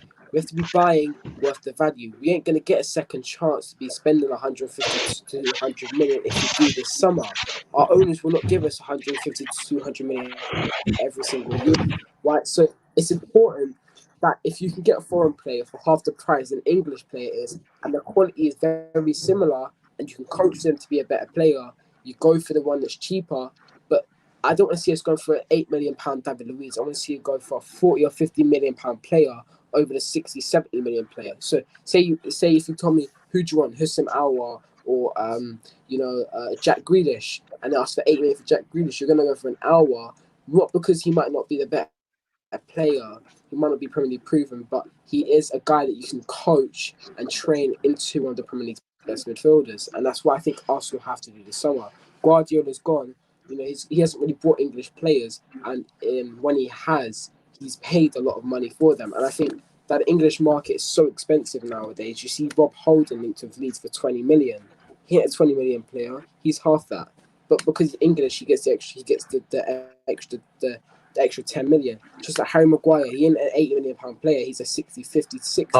Because he's English, he gets Harry Maguire's not 80 million worth. Not Chilwell, I think. How can Van Dijk be 75 million? Chelsea did a very good business there to pick him up. But here's the point. Well, how can Van Dijk be 75 million pounds worth? I have to give props to and Chelsea. Maguire is 80 million. I have. Right. You're saying they're saying Maguire's English, but the thing about Chelsea that they weren't taking the nonsense. We said we're about to walk away from this deal. 55 million it is. Les said fine. 55 million for Ben Chilwell. That's a good deal from Chelsea. That left back position is automatically improved, and as long as I think Chelsea fans are very happy with that deal, and the fact that they've already brought that probably going to buy Kai Havertz, they brought Timo Werner, they brought Ziyech, they brought Chilwell. They can see there's a process. They want to bring in top players. Now, we might not be able to bring in as high quality as a Kai Havertz or Timo Werner, but we want to bring in players at the age of Kai Havertz and the age of Timo Werner that can be coached into a player of a similar stature of their kind of the way they are. And that's why it's important that we go get an Aouar. It's important we go bring in a Ceballos, who, if you've seen over the periods of lockdown, has actually improved as a player under Arteta. Arteta is a coach, so he can coach players to be better players. Mustafi has been less error-prone and has been a centre-back throughout the season. Not that he's good enough for Arsenal, but it proves that if we go bring in a Gabriel and a Saliba, our manager / coach can really improve them over the course of the year. So we should be very excited as Arsenal fans, very privileged to have a manager like him, because a couple of years from now, if he ain't getting the backing and he ain't getting and the fans aren't all behind him, he's going to go to a Barcelona, get the backing he needs, and be winning Champions League trophies, and we will miss out. We won't get the second chance to bring him back in. Chelsea with Mourinho, they didn't. I don't really think Chelsea and Mourinho. I don't think it was a bad relationship. I think it was the fact that Mourinho loses the dressing room. If our manager's keeping the dressing room but not getting financial backing, then he's not the bad guy here. But Emery lost the changing room, lost the fans, and wasn't getting and I would say he got financial backing. 140 million is a lot of money. And if he was unhappy with our defense and spine of the team, why didn't he go get a Gabriel and a Thomas Partey and an Aouar and a Ceballos? Because if we're doing that for 140 million this summer, that proves that Emery last summer was actually wrong, and he could have got the players we're getting this summer for even cheaper than they were last summer. So it's simple. We've just got the right man in the job. He's looking at the right players. He's making the fans happy. He speaks right, and I'm he's got a wig on. I have to say that. That hair does not move. And yeah, but I love Arteta, and we have to back him. Arteta is the way. Yeah, I think we need to just focus on backing Arteta for a minute, because we can't just keep going through this cycle of chopping, changing managers every 5 minutes. It's not doing the club any good. It's not doing the players any good. Salah said TJ Gunner, do your mates hate Arsenal? Because my mates do not like Arsenal football. He said a couple of, I don't know how long ago he said it, but you know, my friends, you know, I being a young kid, you know, your team gets bantered, you know, if you lose to a team like West Ham or something, you know, where I live, West Ham is the club that everyone supports. You know, where I am, and West Ham is just down the road from me. So everyone's like, oh, everyone supports West Ham. So when West Ham beat a Chelsea, beat a Liverpool, beat an Arsenal, or you team, want at the end of it. you get bantered to the highest level. It's not 10, 15 people. It's 30, 40, 50 people coming up to you at once around you. Oh, your team's this, your team's that, your team's this, your team's that. And, you know, I wouldn't say my friends hate Arsenal. They just think we're a banter club because we've got Mustafi, we've got David Luiz. Being a young kid, they don't look into football. They don't study football. They're not, and they don't look at the way that I look at football. And I don't look at the way you play over the course of your career. I look how you play in the season we're in. And if you play very well for us that season, I'm going to praise you. And, you know, that's what you're going to get. You know, you're not going to get, you know, a gold medal or anything. These players, they should be performing for the badge, you know. Look at Zaha, look at Danilo Pereira. They want to come to Arsenal. That's players we should be buying. But no, and we're looking at players bigger than them who are willing to listen to Arteta. You know, they see he's got a process. They see the fans are backing him. They see the board are backing him. Because last summer, if you told me you're going to get Thomas Partey, you're going to get Aouar, you're going to get Ceballos, you could get Thiago Alcantara, I'm gonna say no way. I'll bite your hand off to do that instead of getting a David Luiz, instead of getting a Dani Ceballos on loan, you know. And we didn't really know anything about Ceballos at the time. So as good as a signing he's been, did you know anything about Dani Ceballos really? No one knew anything about Dani Ceballos. No. Yes, we already pay for Real Madrid. We know these Spanish people are very technical, but look at Denis Suarez. That's a perfect example that we don't know these players because everyone's like, oh, Denis Suarez skillful. The problem is Denis Suarez. Denis Suarez signing for Arsenal. Dennis Suarez one game injured and we didn't see him again. Dennis Suarez hardly got played. Proves to you that us football fans we're a bit delusional sometimes. Let me say this: the reason why we banter Arsenal is because you guys have been terrible for the last. Well, you guys have been declining for the last 16, 17 years. You constantly get battered against the bigger teams. Every season you go into it with such high expectations, only to fail and fall off short. You try and give banter when if Chelsea have a bad game or United have a bad game or Spurs have a bad game, you try and give banter, but yet at the end of the day, Arsenal are always failing. And I think it's funny because the fact that a lot of Arsenal fans aren't realistic enough when it comes to their expectations.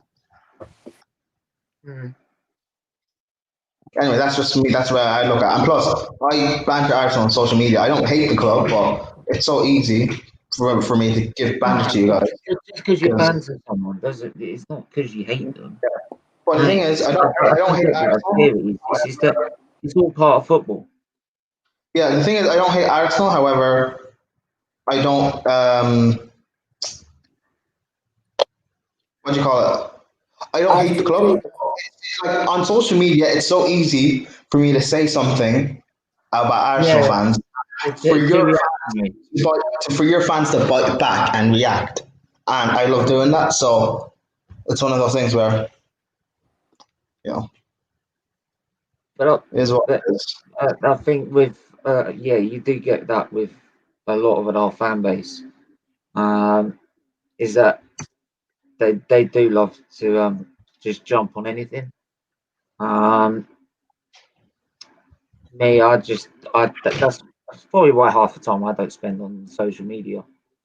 To be honest, I've got my own problems to deal with rather than having to listen to. Can I quickly point out? Can I quickly point out how good?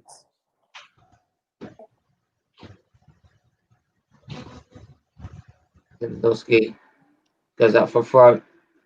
Because Forgot to mention, guys, I do apologise. You can kill me later for the stream. That they have Can I say restarted. how It's good Thiago 50th Silva minute. has been in this game? Can I say how good Thiago Silva has been in this game? Yeah, Thiago's been dominant in this game, hasn't he? But then Bayern have really dominated that midfield. But then again, they've not done much. Like, They haven't really. Thiago Silva and Thiago have been.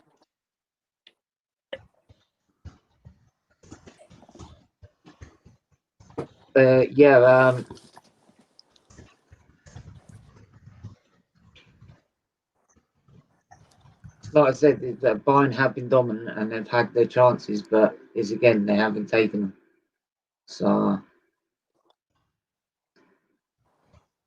Neymar trying to nearly pull that off. And that's what I'm saying, Dan. This year, because we have to know as fans though, our players do watch us as fans. I love we that. think Hang on. Dan, I love and appreciate you coming on the channel all the time, right? And I love the comments that you give and everything, right? But you're saying about Arsenal fans getting bantered, right? You're a Tottenham fan. Wait, what? Yeah. Wait, what? Dan's a Tottenham fan. yeah. Like them right there, fam. Our 19-year-old winger's got more medals than your whole team. I want him coming back, right? I don't want him to go away forever, right? Because he's been a very loyal. There's a fight. There's a fight. Yeah, exactly. What MM11 said, he's kind of right. No one fears Arsenal.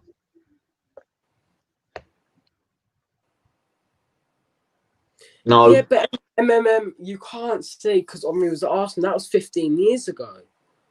20 years ago. No, I think but that's the point.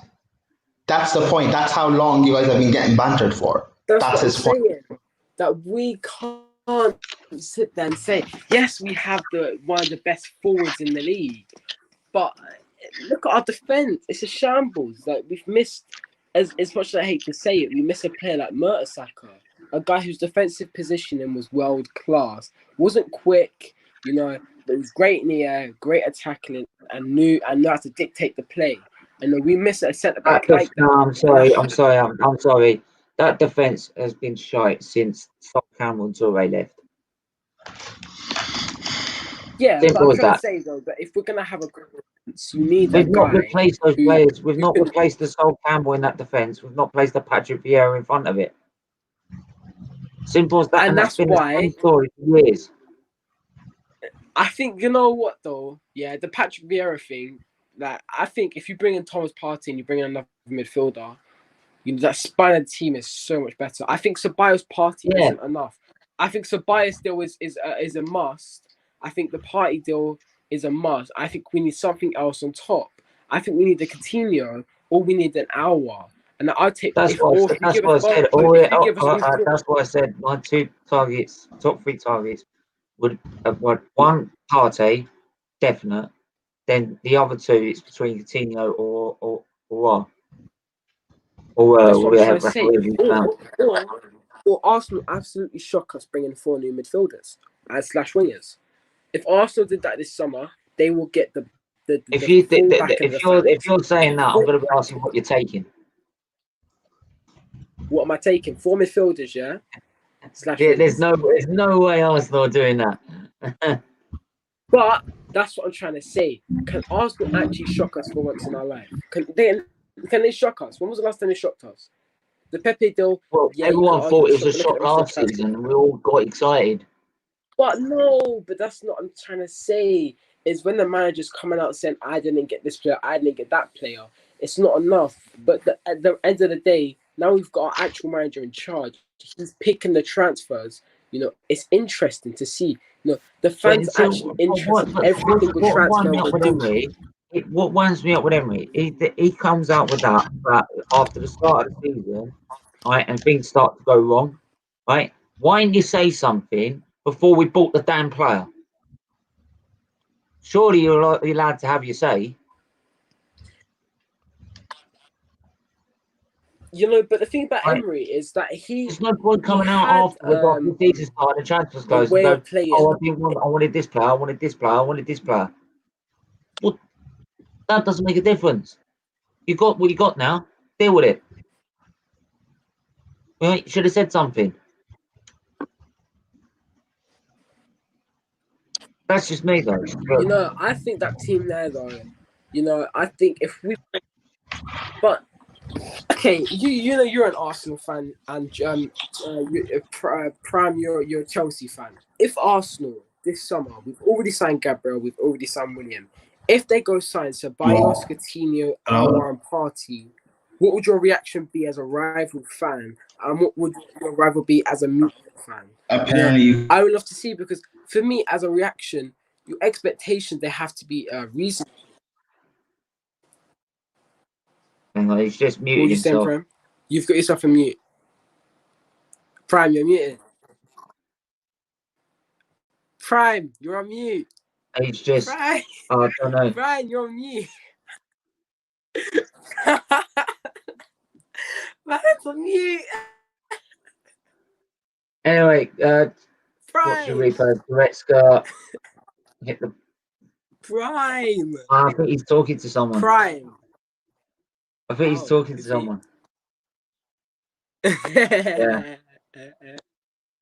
No, he's talking to us. He's talking to us. I'm just gonna He's on mute. drop him there. Alright. I'll let him know when he's finished. Yeah, man. Oh, do you know what? If Wayne's right, I am gonna kill him. I'm not sitting all night watching this. This, don't. This is gonna go to pens. I'll bet you any money. Mate, that's YouTube for you. And also, if you guys are new around here, you know, I do like hearing me talk for about 5 minutes every segment. Go check me out. It's in the name, you know, TJ Guna. Go check me out on YouTube. And you know, and then if you want to comment on one of the videos, I'll give you all my socials, and then we can talk. And if you want to come to the channel, then feel free. We do something like what you're doing right now. I can maybe bring you onto the channel. You know, Dan, the Tottenham fan, want to come on? You could. I just started that uploading and stuff, and the progression's like starting. I got like 1.5k watch time, and so it's going pretty quick. Is it?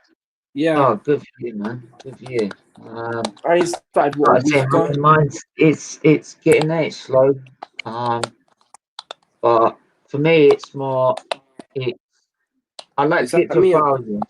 To say like we can then start monetizing it to bring donations to the charity, right? Which is what I really want to do.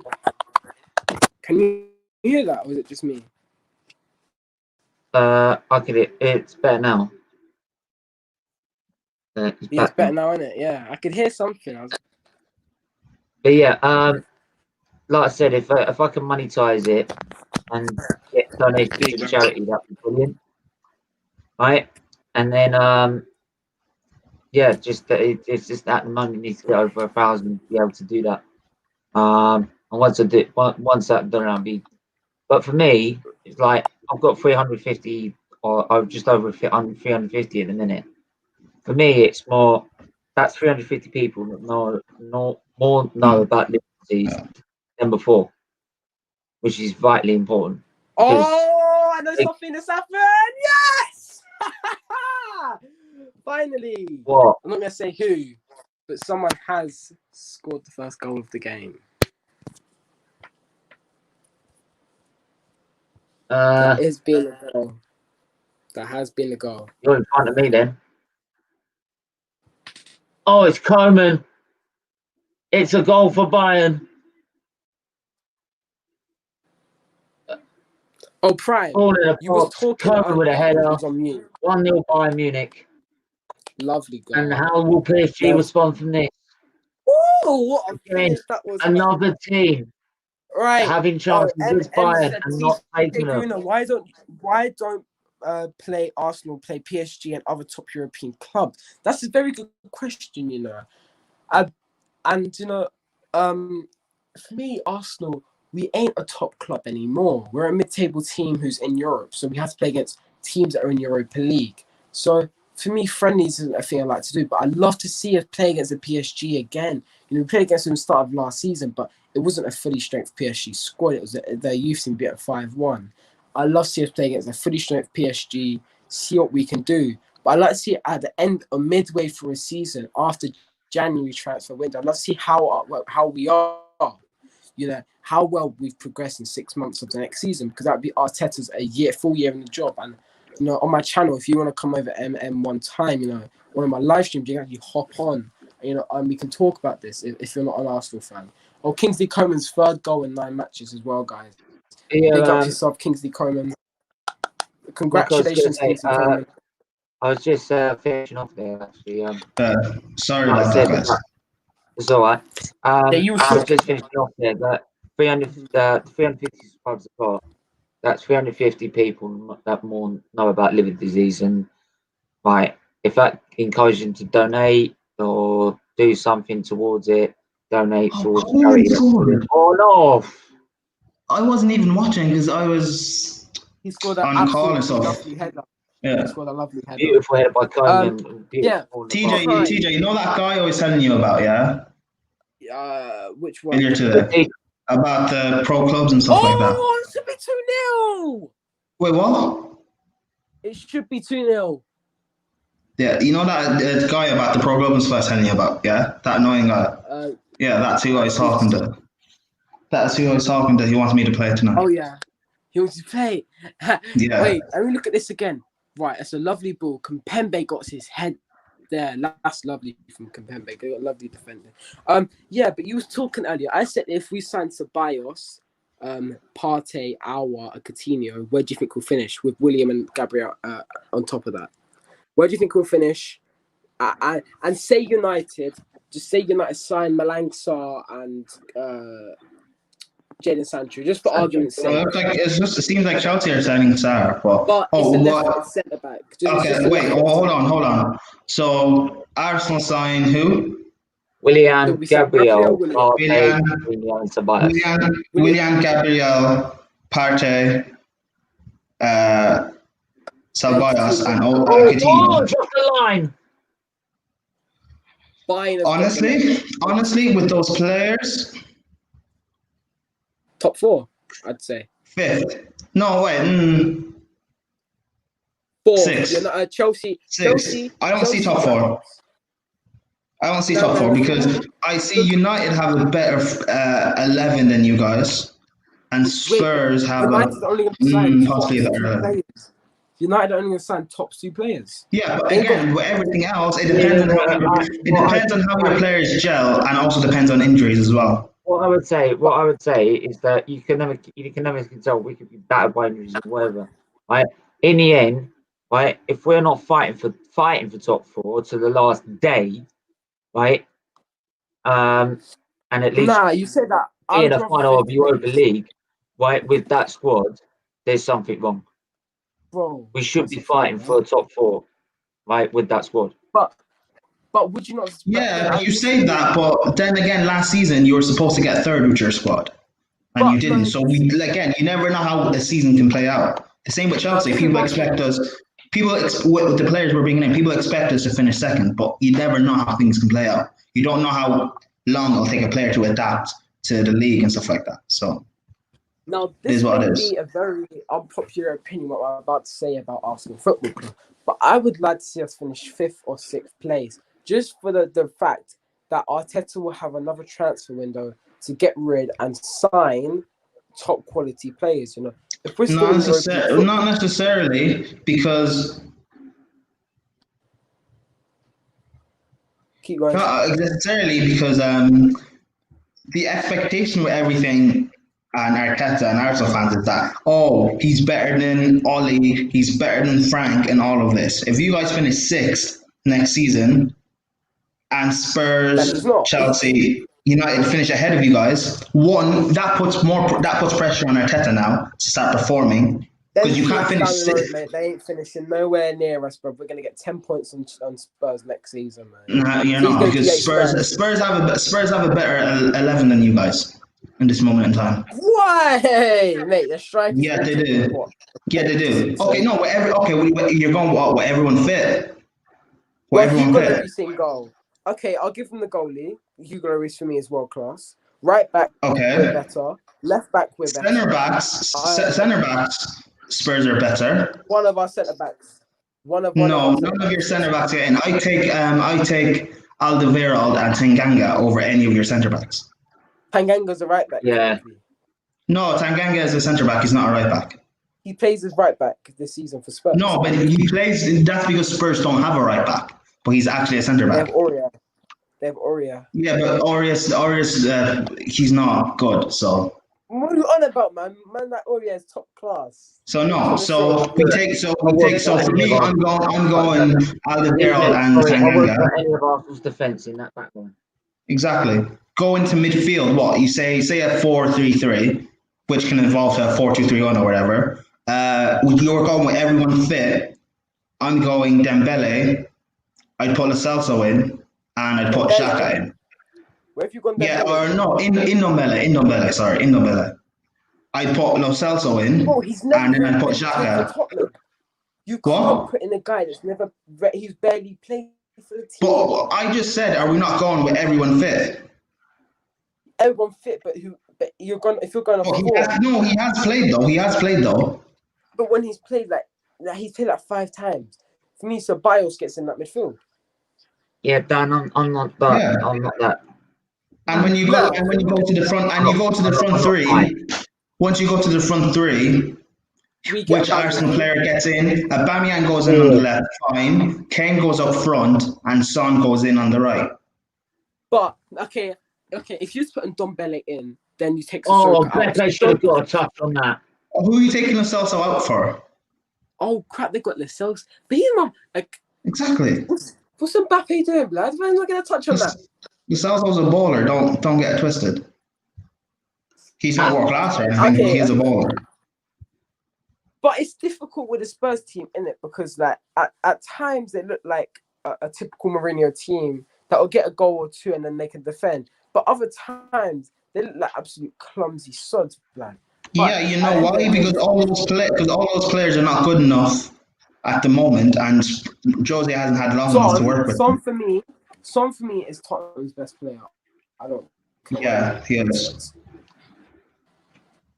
Who's Arsenal's best player? Aubameyang. I don't know how no one's gone for him yet. Who's Arsenal's best player? Aubameyang. I think probably for now. No. For now, yeah. No. No. Give it to Tierney. Institution or something. What? Kieran Tierney's your best player? Dumb, like, my man. Yeah. Kieran Tierney's a baller though. He is. That kid is going to be one of the best left backs we have. He's already the best left back in the Premier League, in my opinion. Yeah, man. I'm sorry. He's the best left back in the Premier. He's the best left back in the Premier. I'm not saying Aubameyang is appalling. Right? I'm not saying Aubameyang's been absolutely. I mean, he's been an absolute godsend to us for this season. Paris Saint-Germain. But if you're saying Arsenal's best player this season, no way Kieran Tierney gets in. My man played 20 games. 15 games. Coutinho and Perisic are coming on. I know. What? Coleman. And Gnabry. Wait, hold on. What's going on then? What's his name came off? Kimmich came on, so Perisic's going right back. Looks like it. Who come off? Oh no, sorry. They brought off 2 wingers. That's fine. Coleman and what's his name? Coutinho on the left, then. Perisic on the right. Yeah. Go on. 11. Oh, yeah. What's it called? For me, Tierney. If you said post lockdown, I agree with you 10,000,000%. But if you said what's it called throughout the whole season, I have to disagree with you. You know, I think the only thing you could say better. The only thing you could say is better is because Tierney's been injured. That's what I'm trying to say. Yeah, but if I look at the Arsenal team, the only player I'm taking out of your team is Tierney. But even then, I wouldn't take Tierney because Chelsea just bought a left back. You wouldn't buy Aubameyang. You wouldn't take Aubameyang? No, I would not take Aubameyang, honestly. Okay, you wouldn't even take our goalkeeper. That's a drag. No, because Leno's not world class, and I want a world class goalkeeper.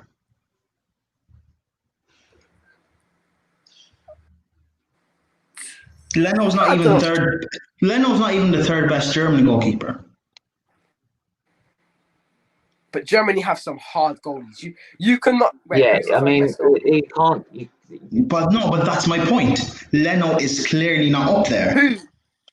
Leno's not up there. You just said Germany has some hard goalkeepers, and I'm agreeing with you. That proves the point that Leno's not up there. Son is Spurs' best player. Only logical thing. TJ Gunnar. What did you say? TJ Gunnar, man. He said Son is Spurs' best player. The only logical thing. TJ Gunnar said. I said that. I said. TJ, you're gonna change your name into like my channel's version of Thai. Allow TJ Gunnar, man. Allow him. Sure. Taz right. But yeah, but Tierney definitely has been our best player when he's fit. If you say when Aubameyang's fit and when Tierney's fit, who's the better player? It's Tierney all day. Because if you put Tierney at right back, if we had a Tierney at left back and a Tierney at right back, imagine how good Pepe would be. Look at the support Aubameyang gets. Look at the chance he gets. Imagine Pepe getting all the balls in the world over the top with his pace and his shooting technique. You know, he would bag goals, and we need to get a right back.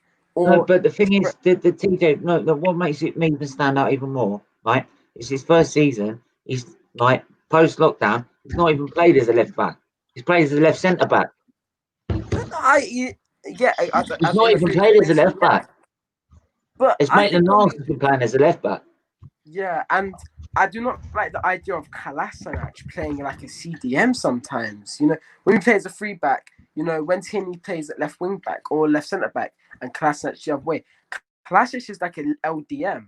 And then when we're defending, Kolasinac is like an LDM. Then you have like Mustafi on the left and then David Luiz on the right with Cedric or Bellerin or Ainsley on the right. So he doesn't. And whoever says supports Spurs, you are very, very, very, very wrong, mate. Nah, he is. Trust me, he's a Spurs fan.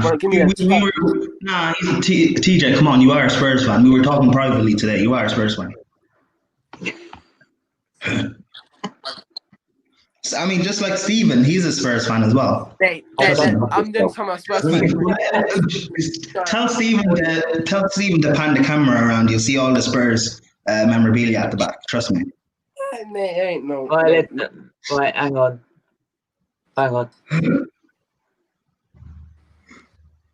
How we do? Right, can we see it? No, we can't. There we go. Right, and just in case anyone thinks Spice Sports first, look at the shirt behind me. Yeah, but let's be honest. We can't really see the shirt, can't we? All we can see is the number 10. I can't tell that's an Arsenal. Don't make me get it off the wall. Steven, that looks like a West Ham shirt, to be honest. I'm just being honest, man. It's an Highbury shirt. And that shirt that you're wearing on, I can tell it's CGI, man. I can tell it's CGI. One badge here. I can tell it's CGI.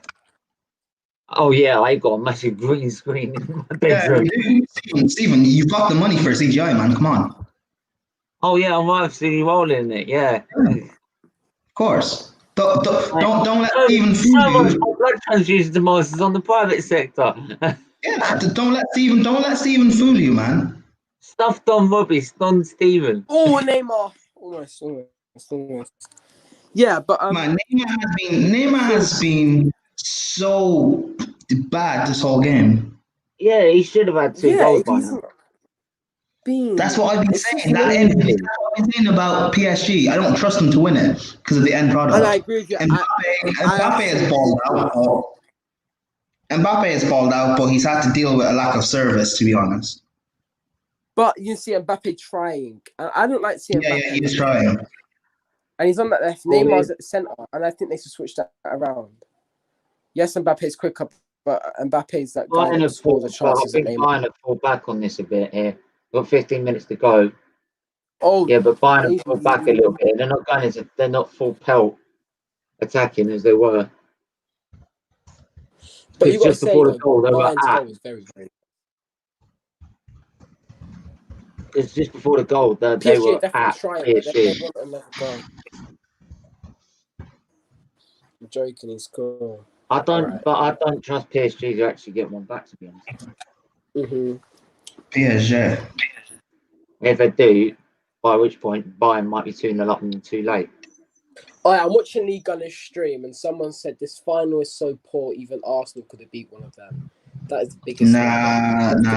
Are you mad? If Arsenal were in this final against PSG or Bayern, it'd be like 4-0. They're coming at us, mate. It'd be 4-0. Nah, mate, it'd be Oi, 8, tell him. 9. Tell him to leave the stream and join mine. Nah. I do not rate Lee Gunner as a YouTuber.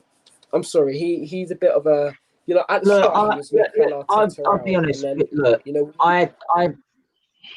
I mean, I didn't even know he had a YouTube channel. I may not agree with all his opinions, right? And I may disagree sometimes with his opinions. Say, like, he doesn't believe Arteta's the right person.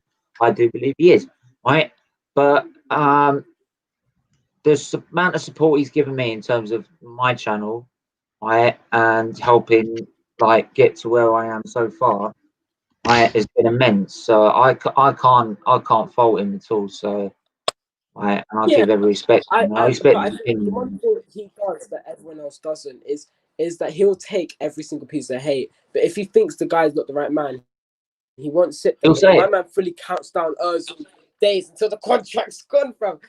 Hey, my man, even troops and that, they're like, my man fully says, oh, there's 364 days till Ozil's gone, mate. He's a funny guy, but I think sometimes he goes a bit over the top when he's and I think he's probably a nice guy in real life, but I just don't think. Honestly, I've talked. Obviously, he's done something to get to 40,000 subscribers. Whether it's obviously it takes a long time to get to 40,000 subscribers, and I've been watching him for a year and a half now since he was doing the daily transfer updates, and I think he was in an airport when the Pepe deal got accepted. I don't know if you remember, but he was actually at an airport when the Pepe deal got accepted. So I've been tracking him. I don't think he's a bad YouTuber at all. I've seen worse Arsenal fans, but at the end of the day, I think he switches his mind very quickly, because I remember he was Cronky out, Cronky this, Cronky that, and now he's like, you know what, a Cronky's all right. I think he changes his decision too quickly. If you're making Arteta out, you have to stick by that. You can't change it because he could have quite easily changed it after the FA Cup, but he didn't. Yeah, I've got to say, he still doesn't think Mikel Arteta is the right man, but he's gone to the point now where it's not as clear. He's like, at the end of every live stream, and Mikel just joins that, he says everything right, but he ain't the right man for the job. But now he's like, he doesn't really talk about it. So, I think I've got praise him though. 40,000 subscribers is a big thing. And I big him up the same with Chig as well. Because, he could have left Chig for dead right now, because he's 40k, Chig 6k. Why does he have to stay with someone that low? But he's stuck with Chig, every watch along together. So they're real Arsenal fans. I say they're real Arsenal fans, and they do care about the club. But I just don't think he is he's not a modern day YouTuber. That's what I'm trying to get at. For me,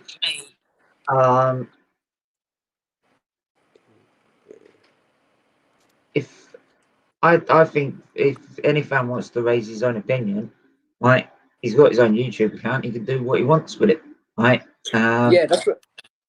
Right, and that's what he decided to do. That's what Claude decided to do. And yeah, that's one thing I've noticed is Claude, and Lee. They're very similar. Their opinion is practically the exact same. They don't take no nonsense, and they want the best for the club. So I have to say that being an Arsenal fan, it is nice to see that there are some people have been swearing club for 38 years and are still willing to say this guy ain't good enough for the job, and he'll say it with his chest high, and he won't back down from debating it, because I see him on Twitter sometimes, and he gets a lot of hate for no reason. Lee, I have to admit that people should be hating on a guy like him. A lot of people just hate because they want to express an opinion, or they have their own opinion on things. People.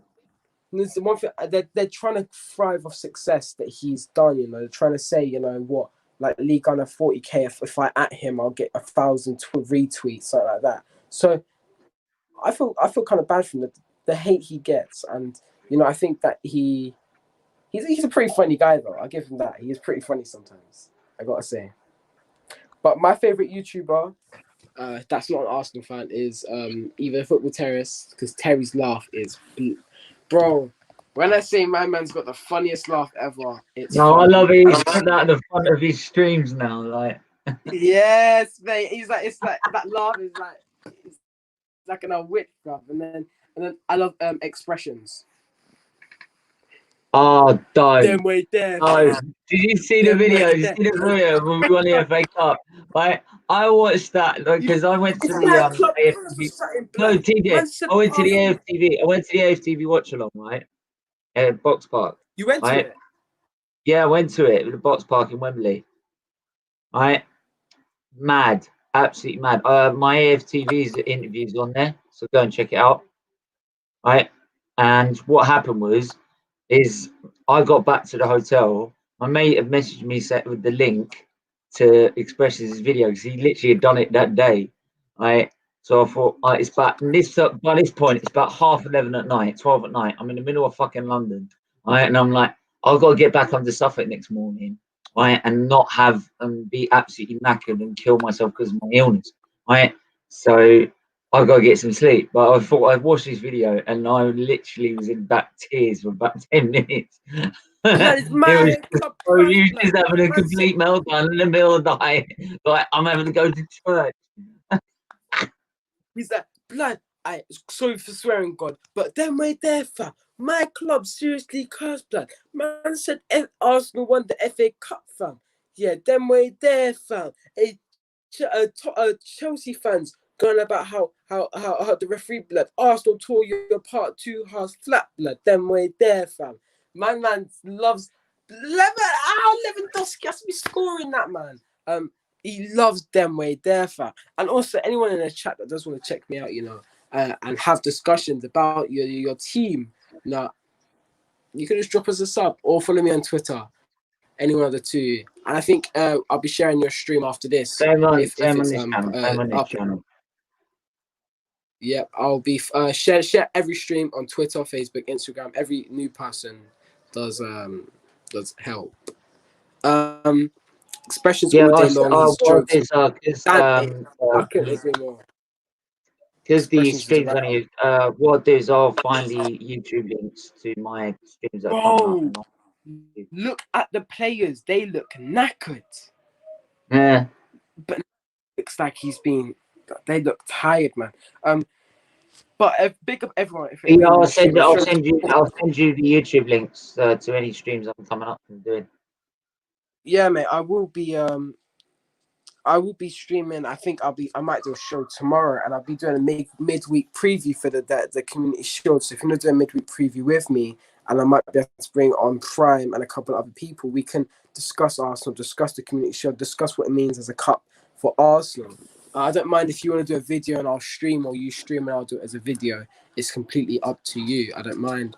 But yes, people, if you do want to come over to check my channel out, or if you're new around here, it might be from Prime's Twitter or something, please do drop a sub to Stephen, as every new person that comes and checks Stephen out does actually, you get to learn a bit more about why he started YouTube, and, why it's important that every one of you subscribe. And it's not because he wants to be famous or something. He wants to promote the charity that he's working towards to battle against the diseases that are in this world. So big up to everyone that's new here and has subscribed to his channel, all 350 of you. It does help a lot. It might be, it's only one subscriber, he has 350, but that's 300. That's one subscriber more than 350 donations in the future that could save lives. Simple as that. Simple as that. Jay Gona, did you go to school? I still do go to school, bro. I still do go to school. Lovely. Yeah, I'll let you know some point next week what I'm doing. Monday I've got my blood transfusion, so I'll probably be fucked from that. I'm probably gonna do my Tuesday or Wednesday. Tuesday I've got to drive all the way to. I've got to go all the way to Cambridge because the hospital I'm supposed to be doing my surgery. We're gonna have a debate whether we do it or not. And I'm saying you're doing it, and that's the end of it. So we're gonna have pretty much a debate about that. And then Thursday's my usual appointments, and then, but other than that, I'm free. Wednesday I've got my Claude and the Banters thing. But I should be able to. Come on that. If But you know what, if you want, let us know. could. Let us know when you're free, and I'll see what I can get on to see if So, get on your channel. I'll big up yourself, Dan, as well. Thanks I appreciate the kind comments in the comment section up below. What was it that so what's this Claude and Bants? So, like, how many of you are doing it? Is it just going to be you and someone else? Claude, it's going to be me, Claude, Diesel, Terry, and myself. Sorry, and then yeah, I think everyone in the chat is just going to sort of get to learn a bit more about liver disease. I'm going to explain what I know about it, and if there is a free spot about my health story, and ask questions about like all things towards about child liver disease and what the charity does. So I mean, there's a free spot or two. Me and Prime up there. there's also going to be there's also going to be a link in the video description to a Just Giving page that I'm going to set up for that night. Well, I mean, if there is a free spot or two, me and Prime might be able to hop on if there is a free spot or two. Yeah, most definitely. Yeah, yeah, hopefully, yeah. If there is a free spot, though, we'll definitely be willing to come on. Well, yeah, I mean, just join the chat. I mean, I'll be watching. To be fair, I'll be watching anyway. So yeah, if it is it on Terry's channel, right? If it is, then I'll definitely be watching it. Yeah, it's on Claude. It'll be on Claude and the Banks channel. Oh, Claude, yeah, right. I watched Claude a little bit. You know, I didn't like Claude for me. Yeah, I think he's probably one of the realest Arsenal fans out there. I've got to be real with you. If you hate him because he's an Arsenal fan and the way he talks, then that's just not fair. Because I think he is probably one of the only Arsenal fans that will admit we've been on the climb for the last six years. You know, he's been saying since 2014 it's time to go, mate. You put the memes from back then saying it's time to go. It's the truth. It's the truth. And you know, you gotta give him all the props for sticking with his word, even in the good times. You know, he says, "Calm down. It's only Wolves. We should be beating teams like Wolves." Yes, Salah. I was born with liver disease. I was diagnosed at 6 weeks old.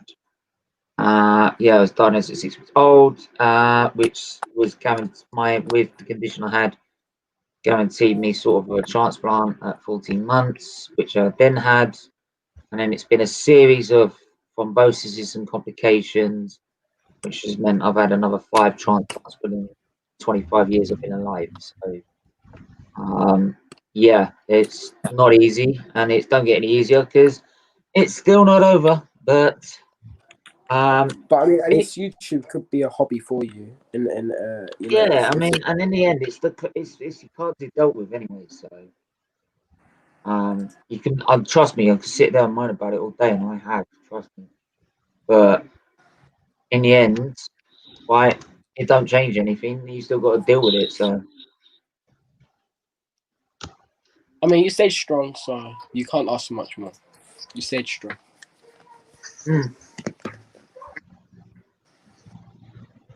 But yeah, we're coming up to the 90th minute now. Game's done. What's going on? Yeah. Yo, they just clapped Thiago off the pitch. Is that his last game for Bayern? I don't know. Maybe. That could basically mean that he's going. He is. I just saw people clapping him off. That could be a send-off for Thiago. PSG. Coleman could have just won the Champions League final. How is Coleman scoring the winning goal in the Champions League final? Nah. That's what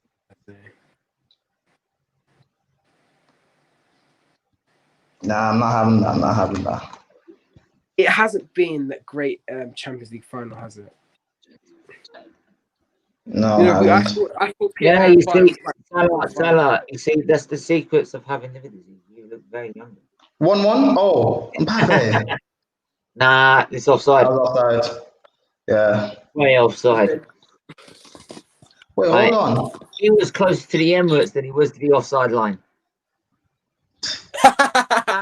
Nah, the Emirates would be nowhere near a Champions League final.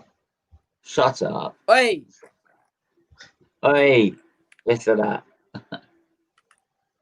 that. Question: would you sacrifice, that Invincible season? Would you sacrifice losing 4 games that season, but you still win the title, in order for you guys to win the Champions League in 2006?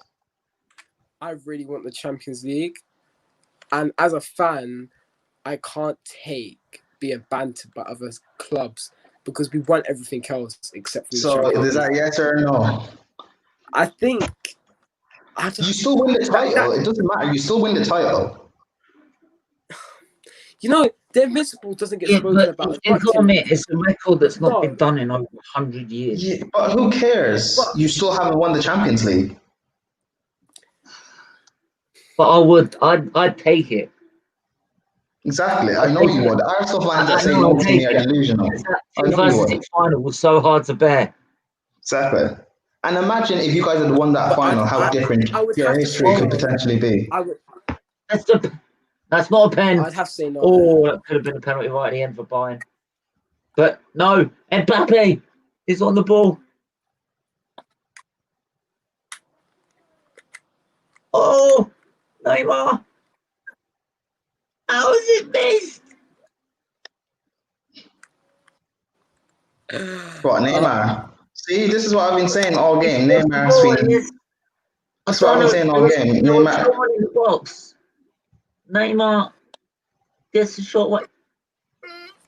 Neymar has been fraudulent all game. There was someone in the middle there, and oh, Choupo-Moting. How did he not touch the ball and put it in the net? I don't know because but that's because it's Choupo-Moting.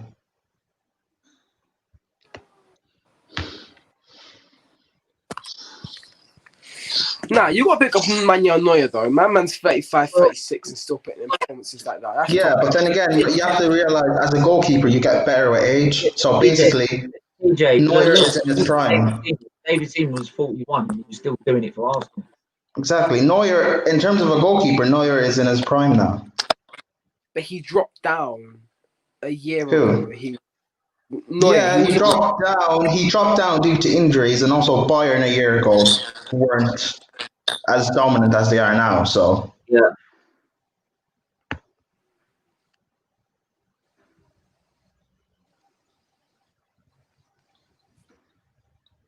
Oh, Terry's gonna go live, Terry's gonna go live, just after this, yeah. Oh. I don't know why. There's a couple of times I got onto like the background, and then it didn't go on, for some reason. Yeah, I don't know how the background thing works. I think for Terry, because a lot of people call in and stuff, it's even hard to get into the background. And once you're in the background, well, it's only up to if it's up to 10 people. Really, is it? And can you see all 10? Can you see all 10 in the background? You will see all 10 in the background. Oh, okay. And then let people on. And I was in the background, and then all of a sudden, it was like I was thrown off. Oh, well, I don't know. That's happened. To be fair, that has happened to me a few times where I've gotten on the background. Was there something I did wrong? No, you haven't done anything wrong to Terry. It's something that happens where I'm in the background, and because it's near the end of the show, Terry won't throw new people on or more people on. It was like literally 30 minutes in. Oh, well then I don't know. But you haven't done anything wrong, man. So the fact that what was worse is that there was all the regulars coming on, and then that was it. Oh, and I was like, well, okay, but I don't know. But trust me, Terry doesn't have a problem with you or anything. He actually likes you. So I haven't got an issue. Lewandowski. Right? Did you see the transfer deal where I did him on the £100? Yeah. Look at Thiago screaming. My leader, Thiago Silva, my leader. shush, yeah, but you're a leader, blood. You're a leader and also Champions League final, blood. Yeah, understand me? What did you say? Your leader just lost the Champions League final, blood. Yeah, Yeah, and Henry lost the Champions League final. It happens. Big man, it happens. Apparently, you were called out the other night. Yeah, I was. That was so funny. Yeah, who's trying to remember Fran, bro? Well, Amiros, this guy, he's calling me out because he says I'm not a real Chelsea fan, and he's saying that I'm giving crap towards Frank Lampard and Mason Mount and stuff like that. He's calling me out. Bayern have done it. They are the champions of Europe for the 6th time. One goal did it. Neymar in tears. You never sing that. You never sing that. Champions of Europe. You'll never sing that.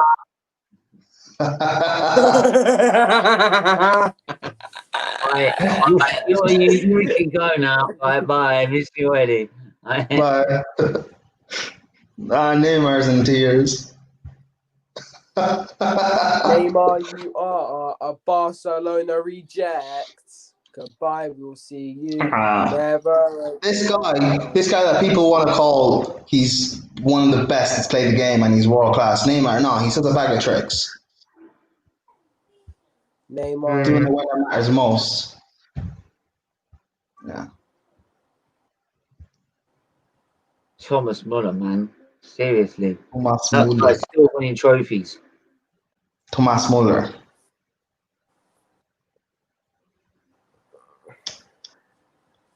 Mbappe has this look on his face like he's fed up. Mbappe looks like he's fed up. He's leaving. Yeah, he looks quite done with it already. Club. But hey, give it up to PSG. They fought hard, just weren't clinical enough.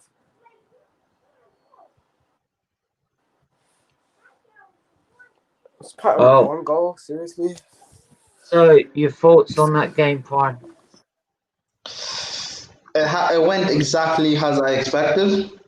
Well, more or less, really. I actually thought PSG would maybe score, but they just would fail to win. But I look at PSG, they create a bag of chances, but they're just not clinical enough. Neymar and Mbappe are not clinical enough. Which is understandable with Mbappe, he's still a kid, he's so young. But with Neymar, and people call him world class and one of the best and stuff like that, and top two, this guy is not, you can't say he's one of the top two in the world, and he doesn't show up on a big stage like this. Because if this was someone like, say, Hazard, he'd be getting crucified right now on Twitter. Yeah. Because it's Neymar, no one's going to say anything about it. You've got a very valid point now. Very valid point. I think no one should be above criticism. Coutinho, since leaving Liverpool, has won 3 league titles, 2 national cups, and tonight a treble. Hey, Premier, what's my man's name that I was chatting about you? Yeah, I'm gonna go on the foot with Terrace and quill him up myself. See what you say. Amiros? Nah. Hey, allow it. Don't nod. Allow it. No, time to fix myself, man. Fine. The thing is, he was calling me out and stuff, and I was coming back from work, yeah? And I just got home from work. It was like late at night or whatever, like around 10 or whatever. Got home from work. I was so tired. All I wanted to do was just get something to eat and just go to bed and stuff like that. And my Twitter's popping off saying, yo, Prime, this guy's calling you out. Amiros, he's talking this and that about me. And then I have to spend 10 minutes on my laptop, trying to get in to the background on StreamYard. And I'm DMing KJ and Terry saying, like, boys, let me in. This guy's talking stuff about me. I've got to defend myself. And I come on, Amiros is off. Then I have to spend another 5-10 minutes for Amiros to come on. And it's just because we had a back and forth on Twitter about everything that he wanted to call me out on and beforehand. And basically it's like he will say something, I will defend the point and make a better point to it, counter it, and then he will basically say stuff to me like, oh, I'm a clown or this and that. He'll basically have childish remarks instead of actually defending my point or countering my point. So yeah, exactly. So I came on the terrace with glasses on because I knew it'd piss him off, and I was just like, you know what? I don't care. I'm just gonna drag this out because it's funny to me. It's funny how right he is by him. Yeah. Well. It is what it is, man. But yeah, TJ, your thoughts on the game, quickly.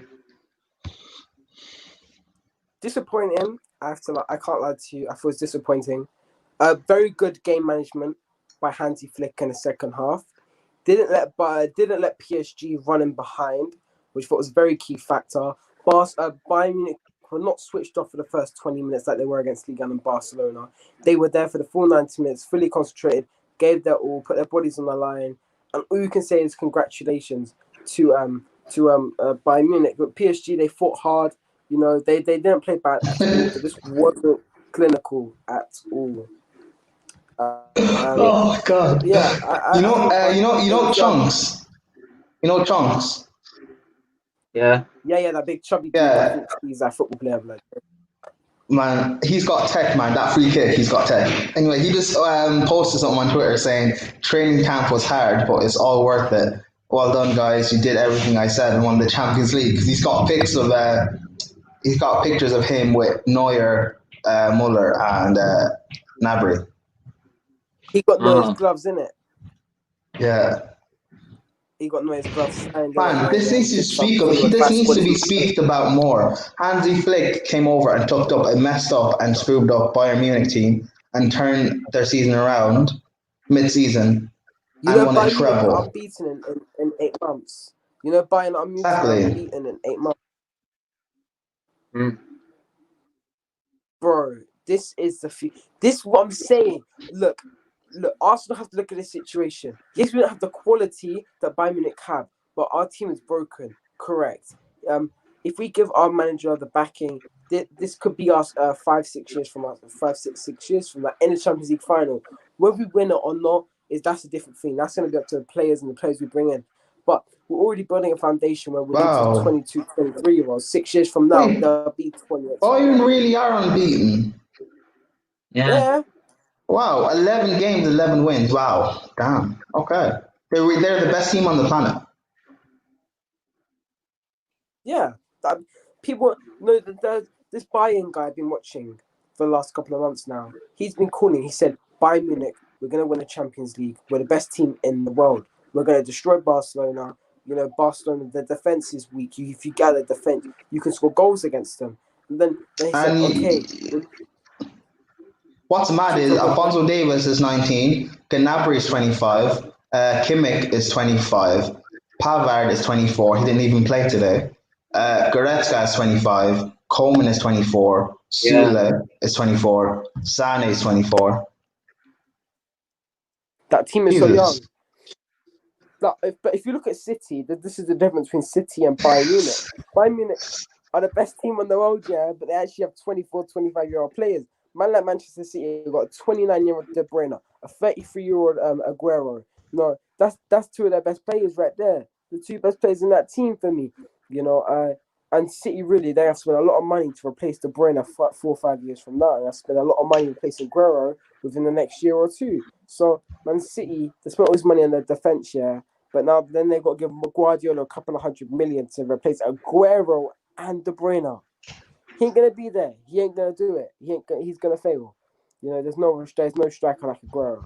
You know, he is so good. You have to get Harry Kane to replace him, but you have to keep Harry Kane fair. And even though they're not, but Harry Kane, they're different strikers.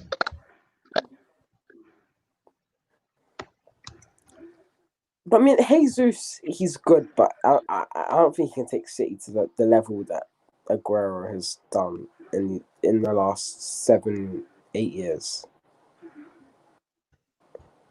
So, anyway, we're gonna have to call it a day there. Because I'm getting tired now. All right, Let me just say, Neymar, you're a fraud. We have to put you in that category now. We have to start questioning. Neymar bottles it so much, he might as well go play for Arsenal. You know what I mean? through Raul, through Neymar and Haley. Let's go. Did you call Raul a fraud? Yeah, I'm calling him. I'm saying. I thought he was really, because I thought he was Don Raul. Like Don Raul, blood. Man never said Don Raul in my life. I said Don Robbie, innit? Yeah, well, all your fans were saying Don Raul, Don Raul, Don Raul. Bro. It would take Not me. AFTV to say Don Raul, and then you got the whole African fan base says Don Raul, blood. Like, bro, these people on AFTV, yeah, they're cool with that, but like you know that Don Robbie, yeah, my man's a millionaire, bro. My man's getting shows, house on ITV. He getting sponsored by like 6 different things, blood. Like, my man's out here making peas, and he's like, what, 60, blood? So, Don Robbie. Hey, Robbie, throw me an nothing wrong with Robbie, mate. AFC, Arsenal winners. Hey, TJ Guna, everyone. TJ Guna on YouTube. And Ladius Prime X on Twitch as well, man. Make sure you get at him.